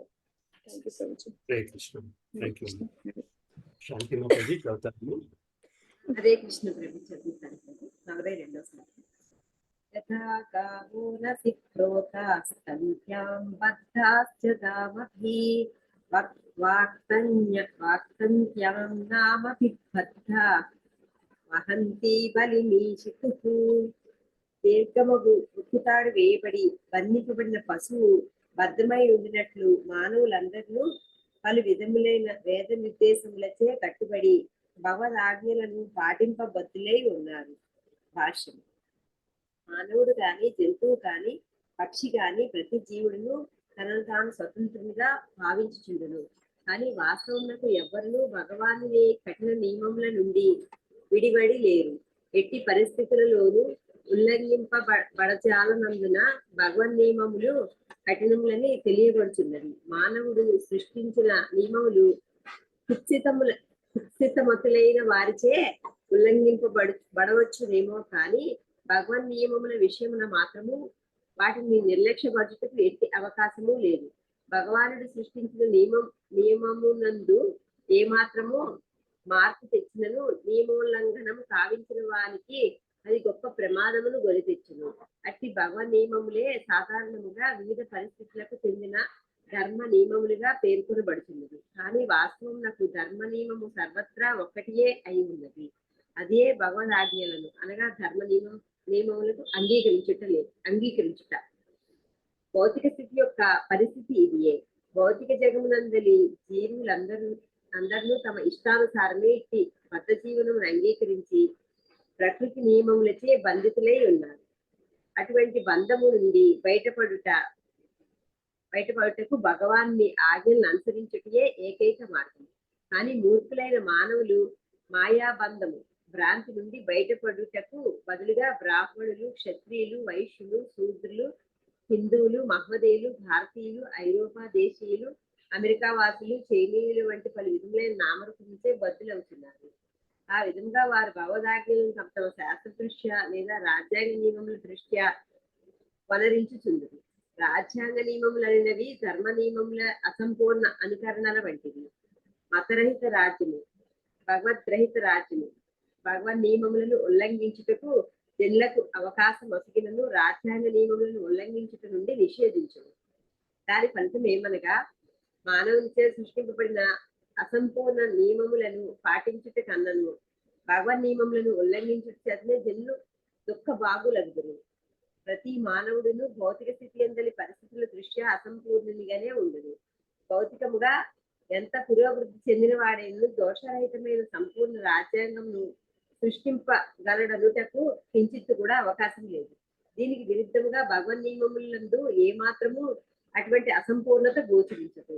నాయకులందరూ భగవన్ నియమములందు జ్ఞానవంతులైనచో గమ్యము నెరిగిన వారితో నిండి ఉండేది తాత్కాలిక రాజ్యాంగ సభల అవసరమే కలగదు. మానవుని తాత్కాలిక నియమములలో మార్పులున్నవి అవసరమేమో కానీ సంపూర్ణుడైన భగవానుని చేతనే దోషరహితంగా బడినందున భగవన్ నియమములందు ఎట్టి మార్పు అవసరం లేదు. ధర్మ నియమములన్నవి శాస్త్ర నిర్దేశం. జీవుని వివిధ స్థితిగతులను అనుసరించి ముక్తులైనట్టి భగవత్ ప్రతినిధులచే ఏర్పాటు చేయబడి ఉన్నది. అట్టి భగవదాజ్ఞలను అమలుపరచుట ద్వారా బద్ధజీవులు క్రమముగా భౌతిక బంధముల నుండి ముక్తులు కాగలరు. అనగా జీవుని వాస్తవ స్థితి దేవదేవుడైన శ్రీకృష్ణుని నిత్య సేవ కొడుగుటయే.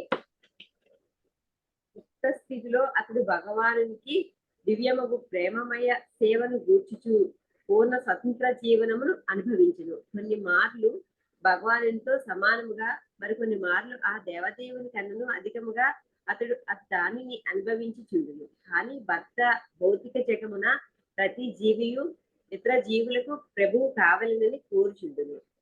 మాయాతరిత భ్రాంతిచే కలుగు అట్టి భోగాభిలాషయే బద్ధ జీవన కాలము పొడిగింపబడటం కారణమవుతున్నది.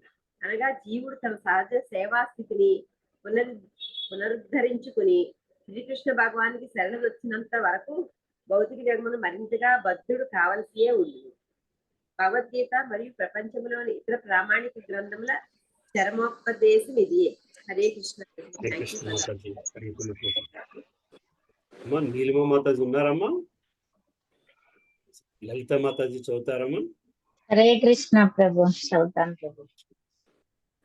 యథా క్రీడోపస్కరాణాం సంయోగ విగమావిహ ఇచ్చయా క్రీడితు స్యాతాన్ తథైవే స్వేచ్ఛయా నృణాం.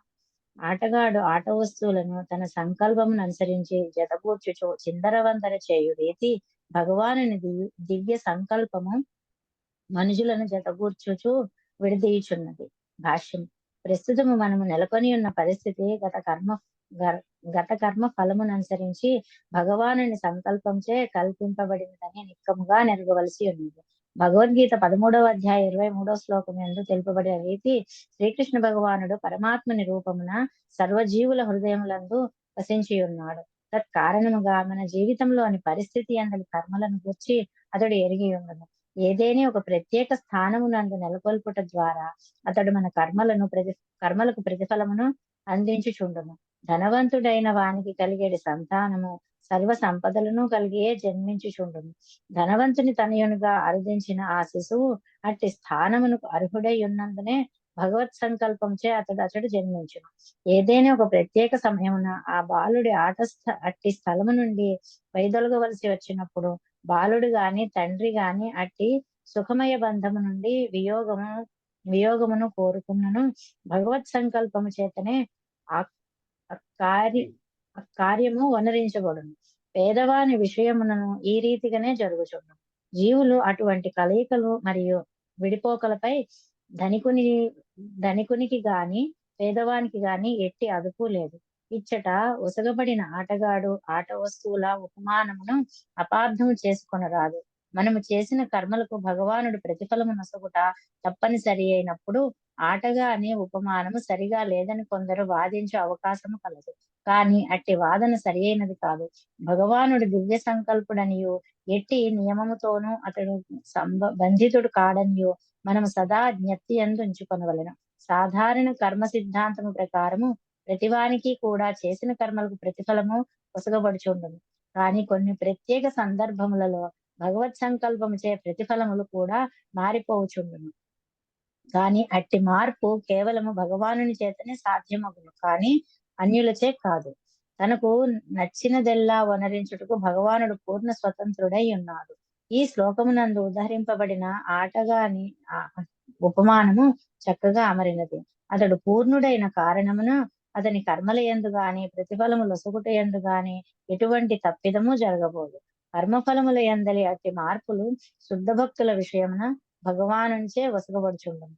సర్వ విధములైన పాపకర్మల నుండి ముక్తుడై తన శరణమున చేరినట్టు శుద్ధ భక్తుని తాను నిశ్చయముగా రక్షించుననియో ఆ విషయమున సందేహమునకు తావులేదనియో శ్రీకృష్ణ భగవానుడు భగవద్గీత 9వ అధ్యాయం 30-31 శ్లోకమందు ఆశ్వాసం ఒసిగి ఉన్నాడు. ఆ విధముగా భగవానుంచే కర్మఫలములు మార్చబడిన ఉదాహరణములు ప్రపంచ చరిత్రలో వందలాదిగా కలవు. ఒకని పూర్వకర్మ ఫలములనే భగవానుడు మార్చగల సమర్థుడైనచో అతడు తన స్వీయ కర్మలచే లేదా కర్మ ఫలములచే బద్ధుడొకట అన్నది నిక్కముగా అసాధ్యం. పూర్ణుడైన అతడు సర్వ నియమములకు అతీతుడై ఉండను. హరే కృష్ణ ప్రభు. హరే థ్యాంక్ యూ కృష్ణ మాతాజీ. థ్యాంక్ యూ మాతాజీ. వెరీ పవర్ఫుల్ పర్పట్ అమ్మా. అమ్మా రాధాదేవిదాసి మాతాజీ ఉన్నారమ్మా? హరే కృష్ణ. అమ్మా రేవతి మాతాజీ చదువుతారా? ఉన్నారా? చదువుతాను ప్రభుజీ. హరే కృష్ణ. యన్మన్యసే ధ్రువం లోకం అధ్రువం వా న చోభయం సర్వదా నహి శోచ్యాస్తే స్నేహదన్యత్ర మోహజాత్. ఓ రాజా, ఆత్మ నిత్యమైనదని భావించినను లేదా భౌతిక దేహము నాశవంతమని తలిచినను లేదా సమస్తము నిరాకార పరతత్వమునందే స్థితమై ఉన్నదని భావించినను లేదా ప్రతిదియు ఆత్మ భౌతిక పదార్థముల అనిర్వచనీయ కలయిక అని తలపోసినను అన్ని పరిస్థితుల యందును విరహ భావనకు భ్రాంతిమయమైన అనురాగము తప్ప వేరొకటి కారణము కాదు. భాష్యము. వాస్తవ విషయం ఏమనగా ప్రతి జీవియు పరమ పురుషుని నిత్యాంశమై ఉన్నాడు మరియు అనుకూలమగు సేవను గూర్చుటయే అతని సహజ స్థితి అయి ఉన్నది. జీవుడు తన బద్ధ స్థితిలో గాని సంపూర్ణ జ్ఞానము నిత్యతత్వములు కలిగిన ముక్త స్థితిలో గాని నిత్యముగా భగవానుని ఆధీనమునందే నిలుచును. కానీ వాస్తవమైన జ్ఞానము లేని వారే జీవుని నిజస్థితిని గూర్చి పలు విధములైన ఊహాత్మక సిద్ధాంతములను ప్రతిపాదించుచుందురు. ఏది ఏమైనను అన్ని సాంప్రదాయముల వారును జీవుడు నిత్యుడనియు బాహ్య ఆచ్ఛాదనమైన పాంచభౌతిక దేహము నస్వర మరియు అశాశ్వతమనియు అంగీకరించిరి. జీవుడు కర్మానుసారము ఒక దేహము నుండి వేరొక దేహమునకు మారుచుండ దేహములన్నీయును తమ సహజ నిర్మాణ రీత్యా నాశవంతములై ఉన్నవి. కనుక ఆత్మ ఒక దేహము నుండి మరొక దేహమునకు ప్రయాణించు విషయమును శోకించుటకు ఎట్టి కారణము లేదు. అనగా భౌతిక దేహము ఒకానొక స్థితిలో నశించుట పట్ల శోకము అనవసరము. భౌతిక బంధము తొలగిన పిమ్మట ఆత్మ పరమాత్మ యందు లీనమగునని విశ్వసించువారును కొందరు కలరు. మరికొందరు ఆత్మ యొక్క అస్తిత్వమును విశ్వసింపకున్నను అనుభవగ్రాహ్యమైన భౌతిక పదార్థంలో విశ్వసింతురు. మన దైనందిన అనుభవముతో భౌతిక పదార్థము ఒక రూపము నుండి వేరొక రూపములోకి మారుటను మనము గాంచుచునే ఉన్నాము. కానీ అట్టి రూపమందలి మార్పులచే మనము కలత నొందబోము. పైన తెలిపిన ఏ పరిస్థితి ఎందైనను భగవత్ శక్తి మాత్రము దుర్నిరోధమై ఉన్నది. ఎవరి ప్రమేయమును దాని యందు గోచరింపనందున శోకమును ఎట్టి కారణము లేదు. హరే కృష్ణ. హరే కృష్ణ మాతాజీ. హరే కృష్ణ. అమ్మా భారతి మాతాజీ ఉన్నారు లేదు తెలియదు. రూపమాతాజీ ముందు చదువుతానంటున్నారు. ఇంకా ఉన్నారమ్మా రూపమాతాజీ? భారతి గారు మార్నింగ్ వచ్చినట్టున్నారు. పార్వతి గారు. రూపమాతాజీ హరే కృష్ణ ప్రభుజీ. ఉన్నాను ప్రభుజీ. ఏ శ్లోకం ప్రభుజీ? 45 అమ్మా.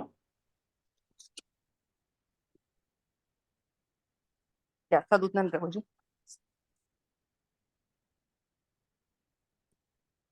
సారీ.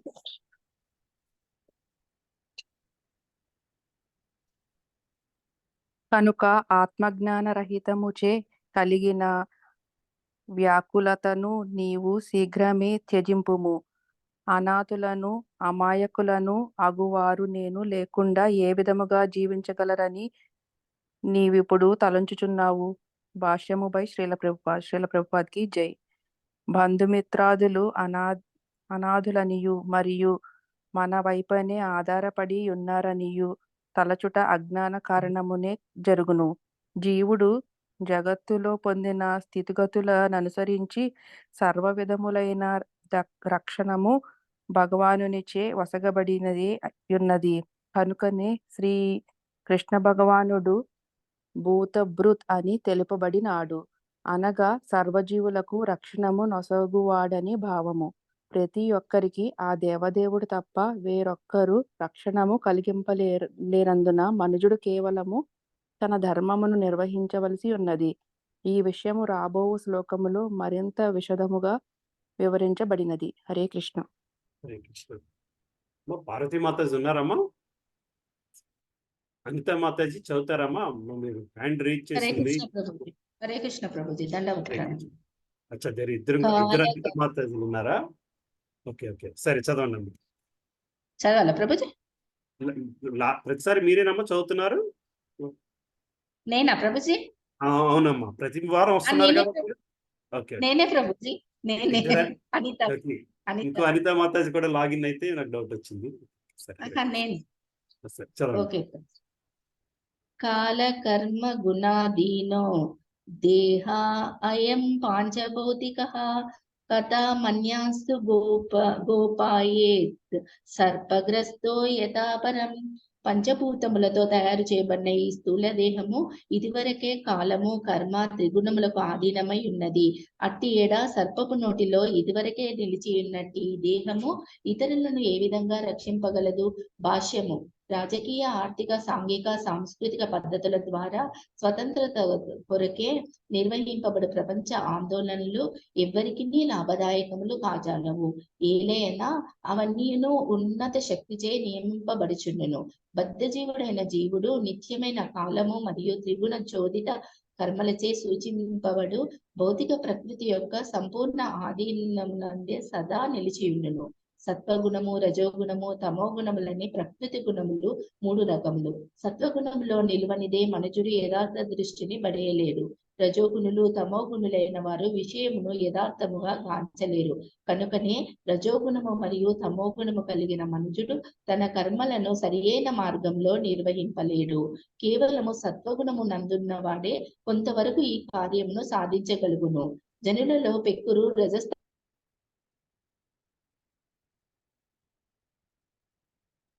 తమో గుణయుక్తులే కనుక వారి ప్రణాళివు. త్రిగుణములు పైనున్నదే నిత్యమైన కాలము. భౌతిక జగమునందలి ప్రతి దాని రూపమును మార్చునదైనందునే అది కాలముగా పిలువబడుచున్నది. తాత్కాలికముగా లాభదాయకమైన దానిని ఒకవేళ మనము ఒనరింపగలిగినను కాలక్రమమున అది భగ్నమగుచున్నది. ఈ విషయమున అట్టి కాలము నుండి బయటపడుట ఒక్కటియే మనము చేయగలిగినది. అటువంటి కాలము కాలసర్పము లేదా త్రాచుపాముతో పోల్చబడినది. త్రాచుపాము కాటు మరణ సదృశ్యమైనది. దాని కాటు నుండి ఎవరునూ రక్షింపబడలేరు. సర్పము వంటి కాలము లేదా దాని భాగమైన త్రిగుణముల బంధము నుండి బయటపడటకు భగవద్గీత 14.26 ఎందు నిర్దేశింపబడినట్లు భక్తి యోగమే చక్కని నివారణోపాయమై ఉన్నది. కనుకనే ప్రపంచమంతటను భక్తి యోగమును ప్రచారం చేయుటలో ప్రతి ఒక్కరిని నియోగించినే పరమోత్తమ జన కళ్యాణ కార్యమై ఉన్నది. ఏలైనా పైన తెలిపినట్టు అట్టి కార్యమే మాయాధీనము నుండి లేదా కాలము, కర్మము, త్రిగుణములచే సూచింపబడు భౌతిక ప్రకృతి నుండి మనుషులను రక్షింపగలదు. ఈ విషయమును శ్రీమద్ భగవద్గీత 14.26 నిశ్చయముగా ధృవపరచుచున్నది. హరే కృష్ణ ప్రభుజీ. Thank you. హరే కృష్ణ మాతాజీ, థ్యాంక్ యూ. అమ్మా, ఇంకో అనితా మాతాజీ ఉన్నారు, హ్యాండ్ రీచ్ చేశారు. ఎవరమ్మా? సరే, ఇంకా ఎవరున్నారు? లావణ్య మాతాజీ ఉన్నారమ్మా? లావణ్య మాతాజీ కానీ, జలజా మాతాజీ, కుమారి మాతాజీ, హరికుమారి మాతాజీ. సరే, ఎవరు లేకపోతే ముందుకు వెళ్ళిపోదాము. 47వ శ్లోకం. హస్తములు లేనివి హస్తములు గలవానికి ఆహారం అవుచున్నవి, పాదములు లేనివి 4 పాదములు కలిగిన వానికి ఆహారం అవుచున్నవి, శక్తిహీనములైనవి శక్తి గలవానికి జీవనాధారం అవుచున్నవి. ఈ విధముగా ఒక జీవి వేరొక జీవికి ఆహారం ఒకట సాధారణ నియమమై ఉన్నది. శ్రీల ప్రభుపాద గారి భాష్యం. హరే కృష్ణ ప్రభు. హరే కృష్ణ. ప్రభు నేను చదువుతాను ప్రభు.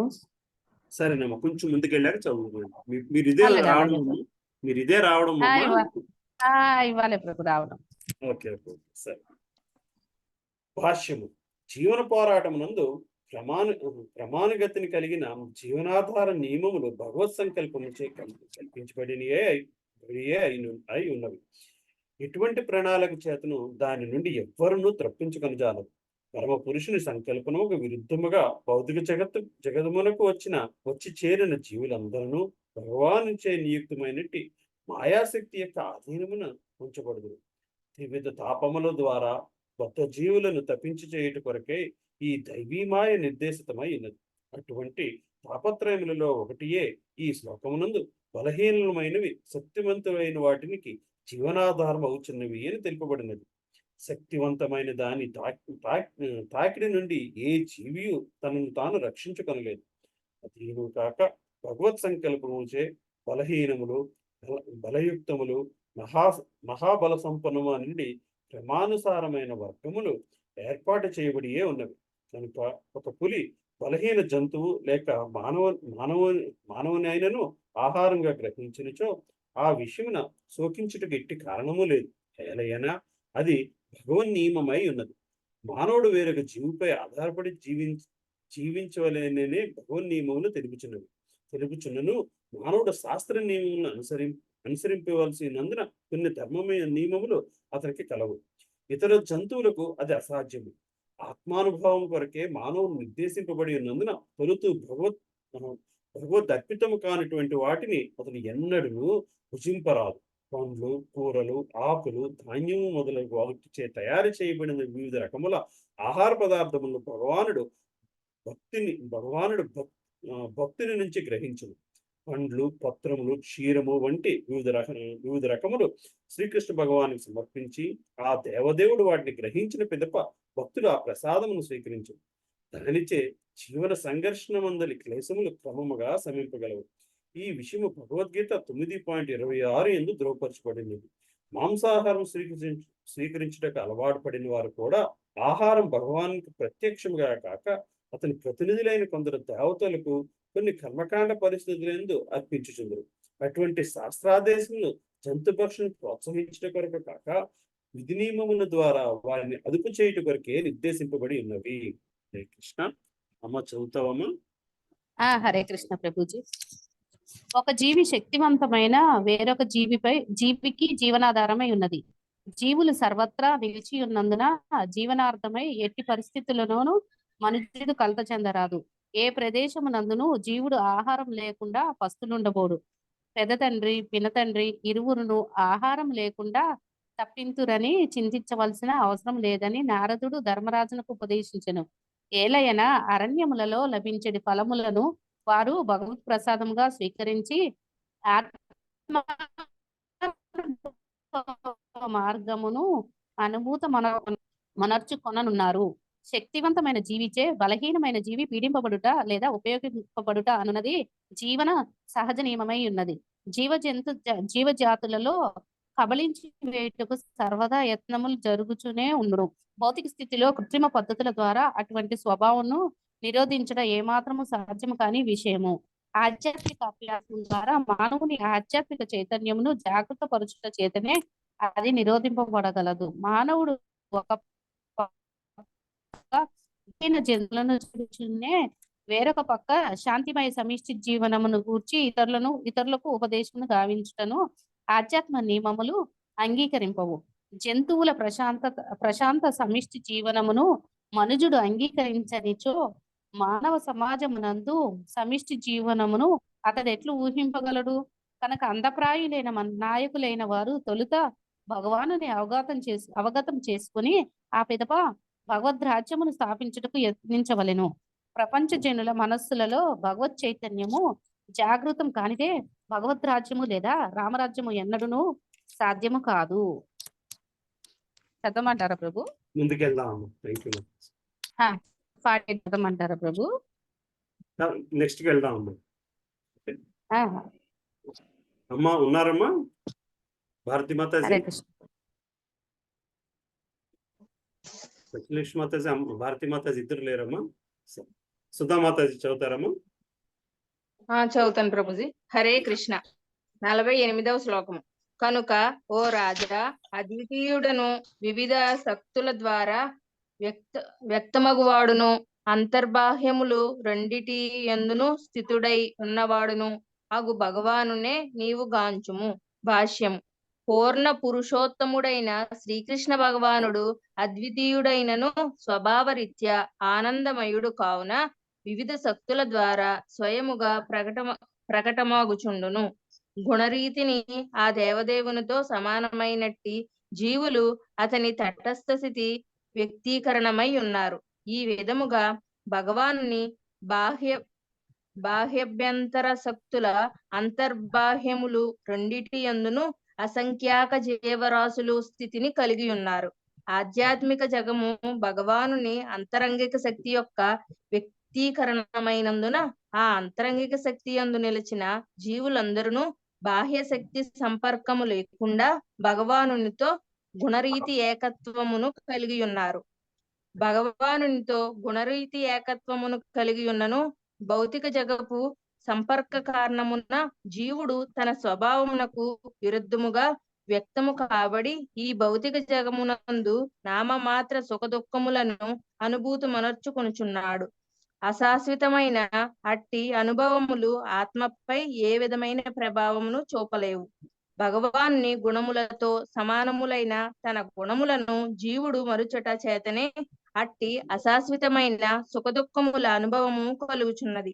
అటువంటి జీవుని పతనావస్థను సరిదిద్దుటకై భగవానుడే స్వయముగా అంతర్బాహ్యముల నుండి అతనికి ప్రేరణ గూర్చుచుండెను. కామితులైన జీవులను అతడు ఆంతర్యమున పరమాత్ముని రూపములను మరియు బాహ్యమున తన అవతారములు ఆధ్యాత్మిక గురువు శాస్త్రముల రూపములను సరిదిద్దుచుండును. కనుక ఎవ్వరును అనుభూతమయ్యడి నామమాత్ర సుఖదుఖములచే కలత చెందక కేవలము భగవానునే వీక్షింపవలెను. పతితులను సరిదిద్దుటకై అతడు ననరించు పలు కర్మలయందు సహాయభూతములగుటకు యత్నించవలెను. ఆ దేవదేవుని ఆజ్ఞ మేరకే జనులకు ఆధ్యాత్మిక గురువుగా వర్తించుచు అతనికి సహకారం అందించవలెను. స్వలాభము కొరకు లేదా ఏదేని భౌతిక లాభము కొరకు లేదా వ్యాపారము నిమిత్తము లేదా జీవనాధారం కొరకు ఎవ్వరును ఆధ్యాత్మిక గురువు కారాదు. భగవానునికి సహకారం అందించుటకై అతనిచే వీక్షించు ప్రామాణికులైన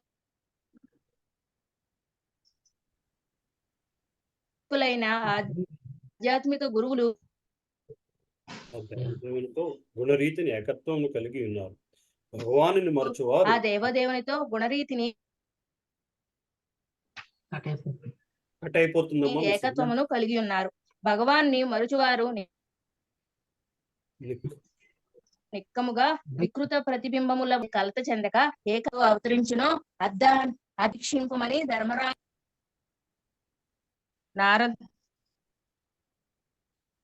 హరే కృష్ణ ప్రభుజీ వినబడుతుందండి? కట్ అవుతుందమ్మా.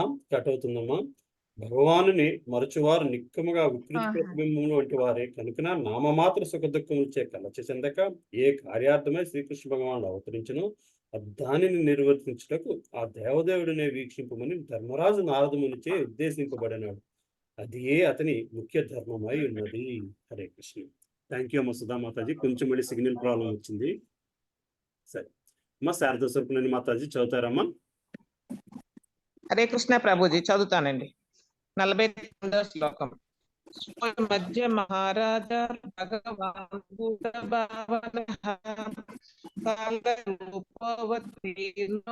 శ్యామ భావాయ సురద్విషాం. ఆ పూర్ణ పురుషోత్తముడైన శ్రీకృష్ణ భగవానుడు అసూయాపరులను జగము నుండి తొలగించి వేటకు సర్వమును కమించు కాలరూపమున ఇప్పుడు అవతరించి ఉన్నాడు. భాష్యము. అసూయాపరులు అనుకోగలవారు అనేది ఇరు తరగతుల వారు మానవుల యందు కలరు. ఏకమైన భగవానుడు సర్వజీవులకు తండ్రి అయినందున అసూయాపరులైన జీవులు సైతము అతని సంతానమే అయి ఉన్నారు. కానీ వారు అసురులుగా పిలువబడదురు. తండ్రి అయిన భగవానుని అనుకోను కలిగి ఉండే జీవులు దేవతలని పిలువబడుదురు.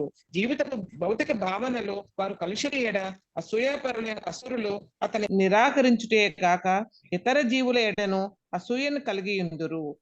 ప్రపంచము నుండి అసురులను తొలగించి పాండవుల వంటి దేవతలు రాజ్యమును స్థాపించుట ద్వారా భగవానుడు అసుర ప్రాబల్యమును నివారించుచుండును.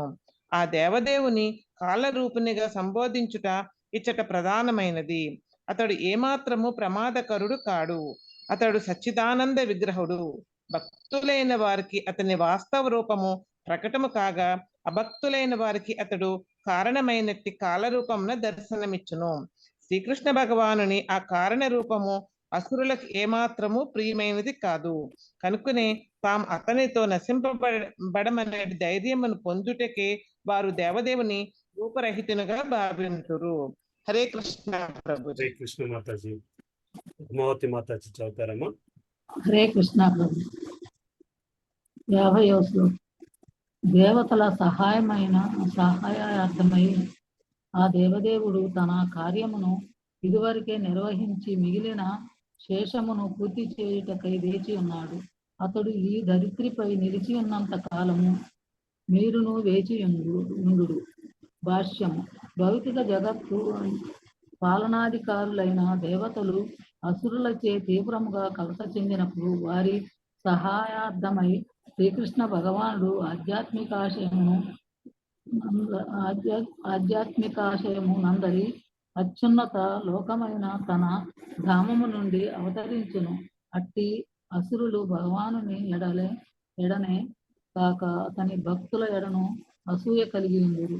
పూర్వమే తెలిపబడినట్లు భౌతిక జగత్తు వనరులపై ఆధిపత్యము వహించవలనని తీవ్ర వాంఛచే ప్రేరేపితులై భక్తజీవులు తమ ఇచ్ఛానుసారము భౌతిక సంపర్కమునకు వచ్చి అనుకరణ ప్రభువులుగా చలామణి అగుచుందురు.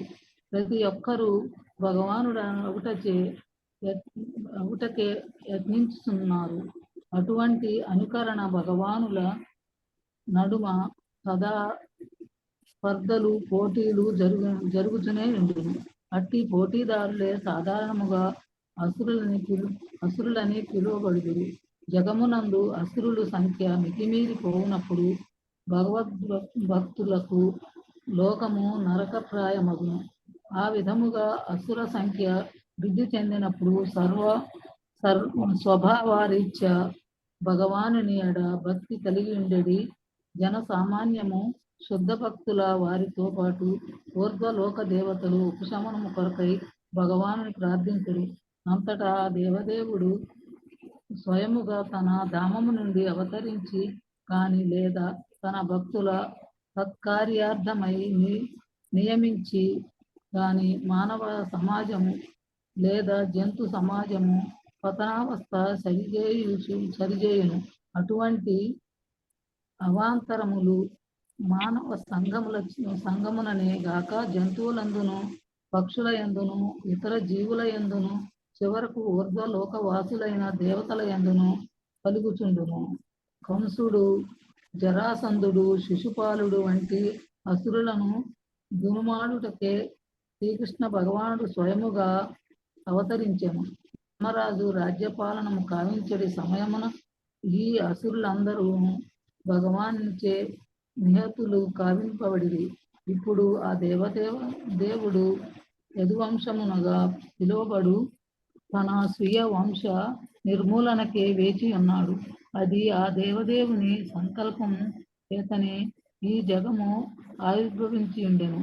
తాను తన నిత్యధామమునకు తిరిగి చేరు లోపలనే వారిని అచటకు పంపివేయవలనని ఆ దేవదేవుడు వాంఛించెను. విదురుని వలననే వారందరూ నారదముని కూడా యదువంశ నాశనమును గూర్చి తెలుపలేదు. అటువంటి సంఘటన జరిగిన శ్రీకృష్ణ భగవానుడు తన ధామమునకు తిరిగి మరునంత వరకు వేచి ఉండుమని మాత్రము అతడు పరోక్షముగా ధర్మరాజునకు అతని సోదరులకు సూచనగా గావించెను. హరే కృష్ణ. హరే కృష్ణ మాతాజీ. అనుపమ మాతాజీ ఉన్నారమ్మా? మాతాజీ చదువుతారమ్మా. హరే కృష్ణ. 51వ శ్లోకం. ధృతరాష్ట్రః సహా భ్రాత్ర గాంధార్య చ స్వభార్య దక్షిణేన హిమావత ఋషీనామాశ్రయం గతిః. అనువాదం. ఓ రాజా, నీ పెద్ద తండ్రి అయిన ధృతరాష్ట్రుడు, అతని సోదరుడైన విదురుడు, భార్య అయిన గాంధారి వృక్షాశ్రములు గల హిమాలయ పర్వత దక్షిణ ప్రాంతములకు ఎగిరి. శ్రీల ప్రభుపాదుల వారి భాష్యం. శోకగ్రస్తుడైన ధర్మరాజును శాంతింపజేయుటకే నారదుని తొలుత తాత్విక దృష్టితో సంభాషించి పిదప అతని పెద్ద తండ్రి యొక్క భవిష్యత్ కలాపములను వివరింపదడిగింది. తన దూరదృష్టి చేయబాటినతడు కాంచగలిగి ఈ క్రింది విధముగా వివరింపను ఆరంభించి 52వ శ్లోకం. శ్రోతవీప సప్త వీర్య వైస్వర్ధుని సప్తదా వ్యదాత్ సప్తానాం ప్రీతయే నానా సప్త శ్రోత ప్రచచ్చతే. అనువాదం. పవిత్రమైన గంగా నది 7 పాయలుగా విభజింపబడిన కారణమున ఆ ప్రదేశము సప్త శ్రోతముగా పిలువబడుచున్నది. సప్త మహర్షుల ప్రీత్యర్థమే అట్టి కార్యం వర్ణింపబడి ఉన్నది. 53వ శ్లోకం. స్నాత్మాను సవనం తస్మిన్ హత్వా చాగ్నిన్ యథా విధి అభక్ష ఉపశాంతత్మస ఆస్తే విగతైషణ. అనువాదం. సప్త శ్రోత తీరమున ధృతరాష్ట్రుడు ఇప్పుడు త్రిసంధ్యల యందును స్నానం ఆచరించుచు, అగ్నిహోత్ర కర్మను నిర్వహించుచు, జలమును మాత్రమే గ్రహించుచు అష్టాంగ యోగమునందు నియుక్తుడై ఉన్నాడు. మనస్సుని ఇంద్రియములను నియమించుటకు గృహాసక్తమైన ఆలోచన నుండి పూర్తిగా ముక్తుడవుటకు మనుషునికి అది సహాయబోధం కాగలదు. శ్రీల ప్రభుపాదుల భాష్యం.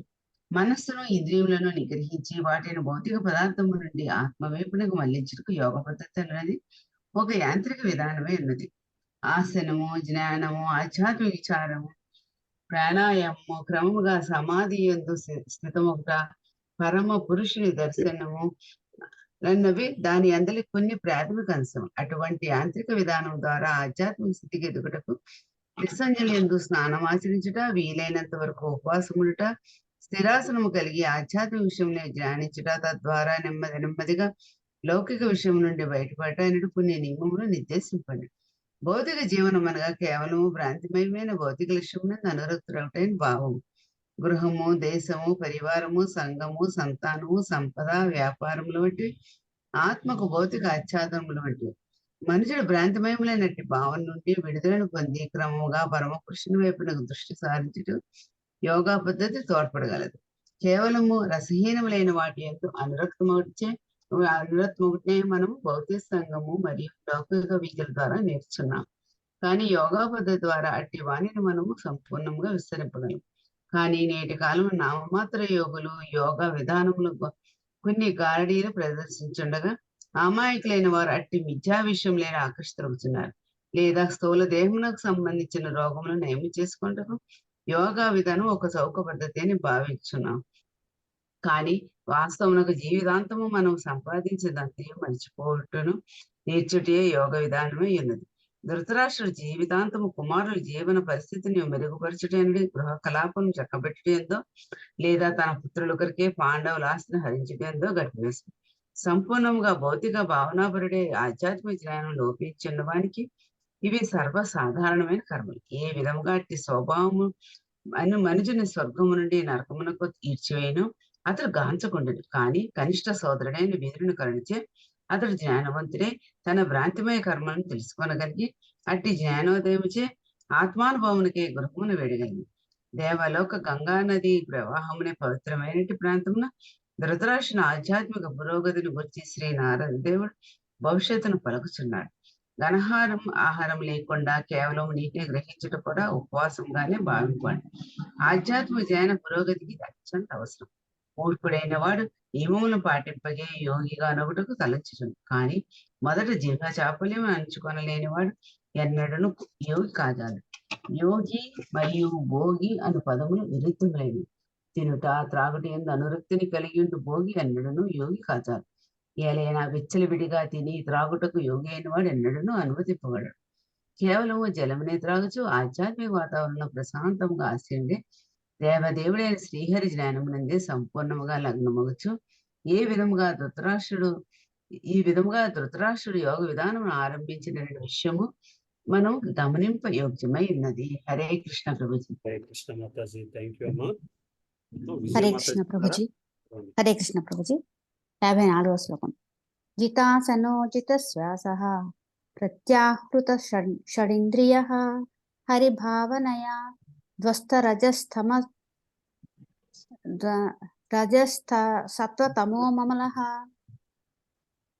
అనువాదము. జితాసనుడు జితశ్వాసుడు అయిన వాడు ఇంద్రియములను భగవానుడైన శ్రీహరి వైపునకే మళ్లించి ప్రకృతి త్రిగుణములైన సత్వ రజస్ తమో గుణముల సంపర్కములకు అతీతుడవును. శ్రీల ప్రభుపాదుల వారి భాష్యము. ప్రభుపాదులకి జై. ఆ భాష్యము. ఆసనము, ప్రాణాయామము, ప్రత్యాహారము, ధ్యానము, ధారణము అన్నవి యోగా పద్ధతి యందు ప్రాథమిక కార్యములై ఉన్నవి. ధృతరాష్ట్రుడు పవిత్ర స్థలమునందు ఆసీనుడై ఒకే లక్ష్యం నందు మనస్సును లగ్నం చేసి ఉన్న కారణమున అట్టి ప్రాథమిక కర్మలలో తప్పక జయమును పొందనున్నాడు. ఆ విధముగా అతని ఇంద్రియములన్నీను భగవత్ సేవలో నియుక్తములై ఉండెను. ప్రకృతి త్రిగుణ సంపర్కము నుండి బయటపడటకు ఈ విధానము భక్తునకు ప్రత్యక్షముగా సహాయం కూర్చగలదు. ఉన్నత గుణమైన సత్వగుణం కూడా భౌతిక బంధమునకే కారణమై ఉన్నది. అట్టి ఎడ రజోగుణము తమో గుణములను గూర్చి వేరుగా పలుకున్నదేమున్నది? రజస్ తమో గుణములు భౌతిక సుఖానుభవ వాంఛను అధికము చేయగా దృఢమైన కామభావన అన్నది ధనమును అధికారమును పొందుటకే ప్రేరణను కలిగించుచుండును. ఈ రెండు నీచ లక్షణములను జయించి నైతికత్వము మరియు జ్ఞానము సంపూర్ణముగా నుండు సత్వగుణ స్థితికి తనను తాను ఉద్ధరించుకున్న వాడు కూడా కనులు, జిహ్వ, నాసిక, కర్ణము, స్పర్శ అనేది ఇంద్రియములను నిరోధింపజాలడు.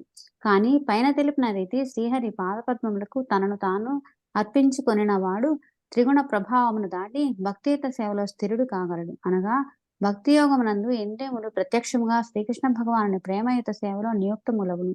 ఇది కర్తను భౌతిక కలాపములలో నియుక్తమగుట నుండి నిరోధింపగలదు. ఈ విధముగా ఇంద్రియములను భౌతిక సంపర్కం నుండి శ్రీకృష్ణ భగవానుని దివ్యముగు ప్రేమయుత సేవకు మళ్లించే విధానమే ప్రత్యాహారం అనబడను. ఈ విధానమే ప్రాణాయామం అనియు పిలువబడును. ఇదియే అంత్యమున సమాధి సర్వ విధముల శ్రీహరిని సంతృప్తి పరచుట ఎందు లగ్నమౌట అందు పరిసమాప్తి చెందగలదు. హరే కృష్ణ ప్రభు. థ్యాంక్ యూ ప్రభు. లక్ష్మీనారాయణ మాతాజీ ఉన్నారా? చదువుతాను ప్రభుజీ, ఉన్నాను. హరే కృష్ణ. ధృతరాష్ట్రుడు తన నిజ స్వరూపమును బుద్ధి యందు లయము చేసి తదుపరి జీవునిగా పరబ్రహ్మముతో తనకు గల గుణరీతి ఏకత్వ జ్ఞానముతో పరమ పురుషుని యందు లీనము కావలసి ఉన్నది. కటాకాశము నుండి విడిబడిన వాడే అతడు ఆధ్యాత్మికాకాశమును చేరవలసి ఉన్నది. భాష్యం. భౌతిక జగముపై ఆధిపత్యమును చలాయించవలనని కోరుచు మరియు దేవదేవునితో సహకరింప నిరాకరించుచు జీవుడు తొలుత మహత్తత్వము యొక్క సంపర్కమునకు వచ్చును. తదుపరి మహత్తత్వము నుండి అతనికి అహంకారము, బుద్ధి, మనస్సు, ఇంద్రియములనున్నవి అభివృద్ధి చెందుచున్నవి. ఇవియే అతని నిజ స్వరూపమును కప్పివేయుచున్నవి. యోగా పద్ధతి ద్వారా ఆత్మానుభూతి యందు స్వస్వరూపము అనుభూతమైనప్పుడు జీవుడు పంచ స్థూలాంశములను మనోబుద్ధులనడి సూక్ష్మాంశములను తిరిగి మహత్తత్వమునందే లయము గావించి నిజస్థితికి అర్జించవలెను. ఆ విధముగా మహత్తత్వపు బంధముల నుండి బయటపడి అతడు పరమాత్మయందు లయము కావలెను. అనగా జీవుడు తాను గుణరీత్యా పరమాత్మనకు అభిన్నుడనని తెలుసుకొనగలిగి తన శుద్ధ ఏకత్వ జ్ఞానము ద్వారా భౌతికాకాశమును దాటి శ్రీకృష్ణ భగవానుని దివ్యమగు ప్రేమయుత సేవలో నియుక్తుడు కాగలడు. అత్యున్నతమైన పూర్ణ ఆధ్యాత్మిక రూపమును బడియుట అనగా ఇది. భగవానుడు మరియు విదురుని కరుణచే ధృతరాష్ట్రునకు ఇది లభించెను. విదురునితో సన్నిహిత సాంగత్యము ద్వారా భగవానుని కరుణ ధృతరాష్ట్రునకు వసగబడెను. అటు పిమ్మట అతడు వాస్తవముగా విదురుని ఆదేశమును పాటించినంతటా పూర్ణత్వ స్థితిని బడయుటకై భగవానుడు అతనికి సహాయము నొసగెను. శ్రీకృష్ణ భగవానుని శుద్ధ భక్తుడైన వాడు భౌతికాకాశమునందలి ఏ లోకమునందును జీవింపడు. అలాగుననే భౌతిక మూలకములతో సంపర్కము ఉన్నట్లుగాను అతడు భావింపడు. భగవానుని సంకల్పంతో ఏకీభూతమగు ఆధ్యాత్మిక భావంతో పూర్ణుడై ఉండడి కారణమున అతని నామమాత్ర భౌతిక దేహము అస్తిత్వరహితమే అయి ఉన్నది. ఈ విధముగా అతడు మహత్తత్వము యొక్క సంపర్కము నుండి శాశ్వతముగా ముక్తుడై ఉన్నాడు. భక్తియుత సేవా ప్రభావంన సప్త ఆచ్ఛాదనలకు వరునిగా నిలిచి అతడు సదా ఆధ్యాత్మిక ఆకాశమునందే వసించును. బద్ధ జీవులందరూ ఆ ఆవరణల యందే నిలిచి ఉండగా ముక్త జీవుడు అట్టి ఆవరణకు అతీతుడై ఉండెను. హరే కృష్ణ. ఇంకెవరు ఉన్నారమ్మా చదవలసిన వాళ్ళు? అన్నా నేను చదువుతాను. అది ఛార్జింగ్ ఎక్కువ లేక ఇందాక రాలేకపోయాను. ఎక్కడున్నానన్నా నేను వెతుకుతున్నాను. 56 56వ శ్లోకం.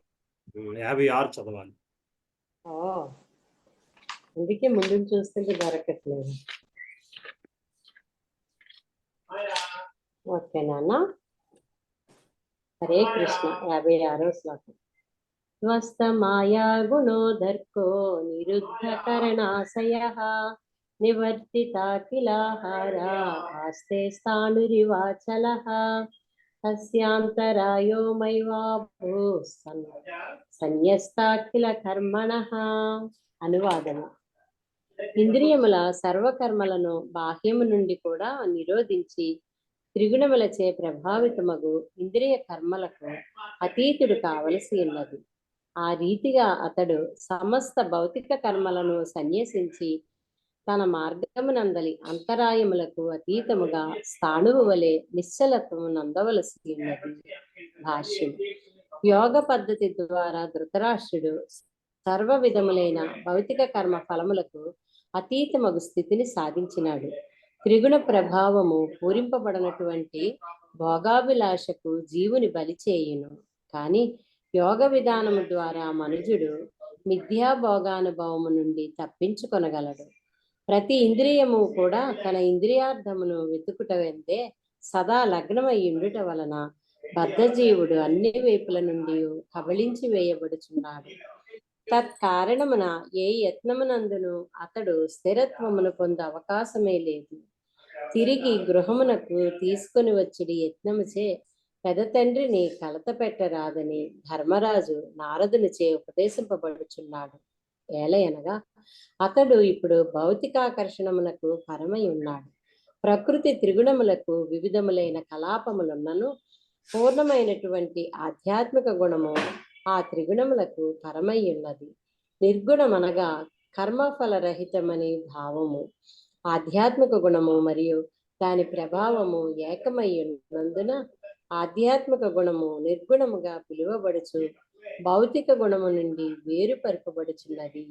ఆ విధముగా ప్రకృతి త్రిగుణములన్నీయును సంపూర్ణముగా ప్రభావరహితములైనంతటా మనుజుడు ఆధ్యాత్మికత యందు ప్రవేశించును. అటువంటి స్థితిలో ఆధ్యాత్మిక గుణములచే నిర్వహింపబడు కార్యములే భక్తియుత సేవ అనగా భక్తి అనబడును.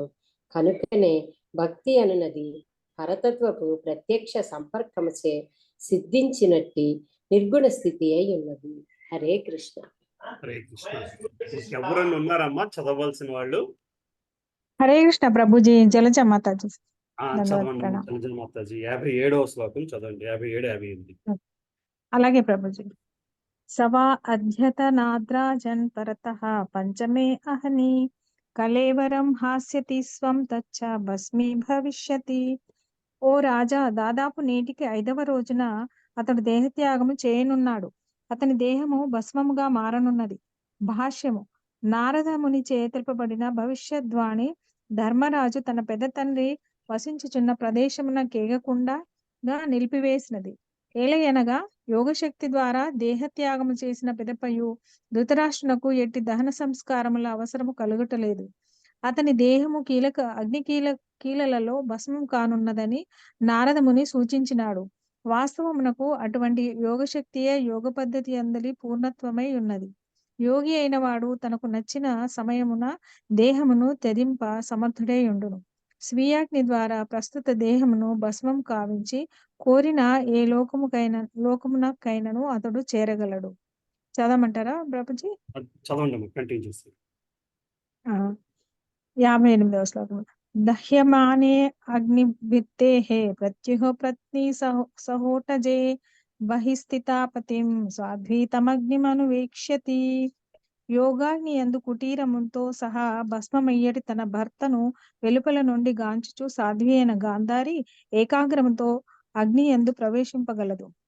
భాష్యము. భర్తకు సహధర్మచారిణి అయిన గాంధారి ఆదర్శనీయురాలైన సాధ్వి కనుకనే తన భర్త యోగాగ్నిలో కుటీరంతో సహా దహించిపోవుటను గాంచినంతటా ఆమె మిక్కిలి నిరాశ చెందెను. తన 9 పుత్రులు మరణించిన పిమ్మట ఆమె గృహమును వీడెను. అరణ్యమున తన అత్యంత ప్రియమైన భర్తయు దగ్ధమగుటను గాంచి ఆమె తాను ఒంటరి దానినైనట్లు భావించి భర్త యొక్క అగ్నిలో ప్రవేశించి మృత్యునందును భర్తను అనుసరించెను. మరణించిన భర్త చితిలో సాధ్వి అయిన స్త్రీ ప్రవేశించు ఈ కార్యము సతీ ధర్మముగా పిలువబడుచున్నది. అటువంటి కార్యము స్త్రీకి అత్యంత మహనీయమైనదిగా పరిగణింపబడును. కానీ ఇష్టము లేని వనిత పైనను ఈ కార్యము బలవంతముగా నిర్వహింపబడుటచే తదుపరి కాలమున సతీ ధర్మము ఒక నిందార్హమైన దోషకార్యముగా రూపుదాల్చినది. గాంధారి వలె మరియు పూర్వకాలంలోని ఇతర సాధ్వుల వలె సతీ ధర్మమును చక్కగా నిర్వర్తించుట నేటి పతిత యుగమున ఏ అతివకు కూడా సాధ్యము కాదు. భర్త వియోగమున కలిగేడి విరహాగ్ని వాస్తవమైన అగ్ని కన్నను ఎక్కువ దహ్యమైనదని గాంధారి వంటి సాధ్వి భావించును. అటువంటి స్త్రీ సతీ ధర్మమును స్వచ్ఛందముగా నిర్వహింపగలదు. ఇతరులచే హింసాత్మకమైన బలవంతము ఏమీయును అప్పుడు అవసరం ఉండదు. కానీ అటువంటి ధర్మము ఒక ఆనవాయితీగా మారినంతనే ఆ నియమమును అనుసరించుట స్త్రీపై బలప్రయోగము ఆరంభమయ్యను. ఆ విధముగా అది ఒక నేరకార్యముగా పరిణమించింది. తత్కారణమున రాజ్యాంగ చట్టము ద్వారా ఆ కార్యమును నిషేధింపవలసి వచ్చెను. నారదముని ధర్మరాజుతో పలికిన ఈ భవిష్యత్ విషయములు పతిని కోల్పోయిన పెద్ద తల్లిని చూచుటకు అతడు ఏగకుండగా నివారించెను. 59వ శ్లోకం. హరే కృష్ణ ప్రభుజీ. ఎవరున్నారమ్మా చదవాల్సిన వాళ్ళు? మన 2 శ్లోకాలు ఉన్నాయి కాబట్టి క్లోజ్ చేసుకుందాము. యాక్చువల్గా అయితే నాకు 9:15కి వేరే మీటింగ్ ఉంది, అందులో జనాలు జాయిన్ అవుతున్నారు, మన కింద వాళ్ళు కూడా వస్తున్నారు. బట్ ఈ 2 శ్లోకాలు కంప్లీట్ చేసేసుకుని వెళ్దాం. ఇంకెవరున్నారు? ఎవరు లేకపోతే కొన్ని చదువుతారమ్మా ఎవరైనా? అమ్మ చదువుతావా? 59 చదవనా అమ్మా? నేను చదవనా? 59.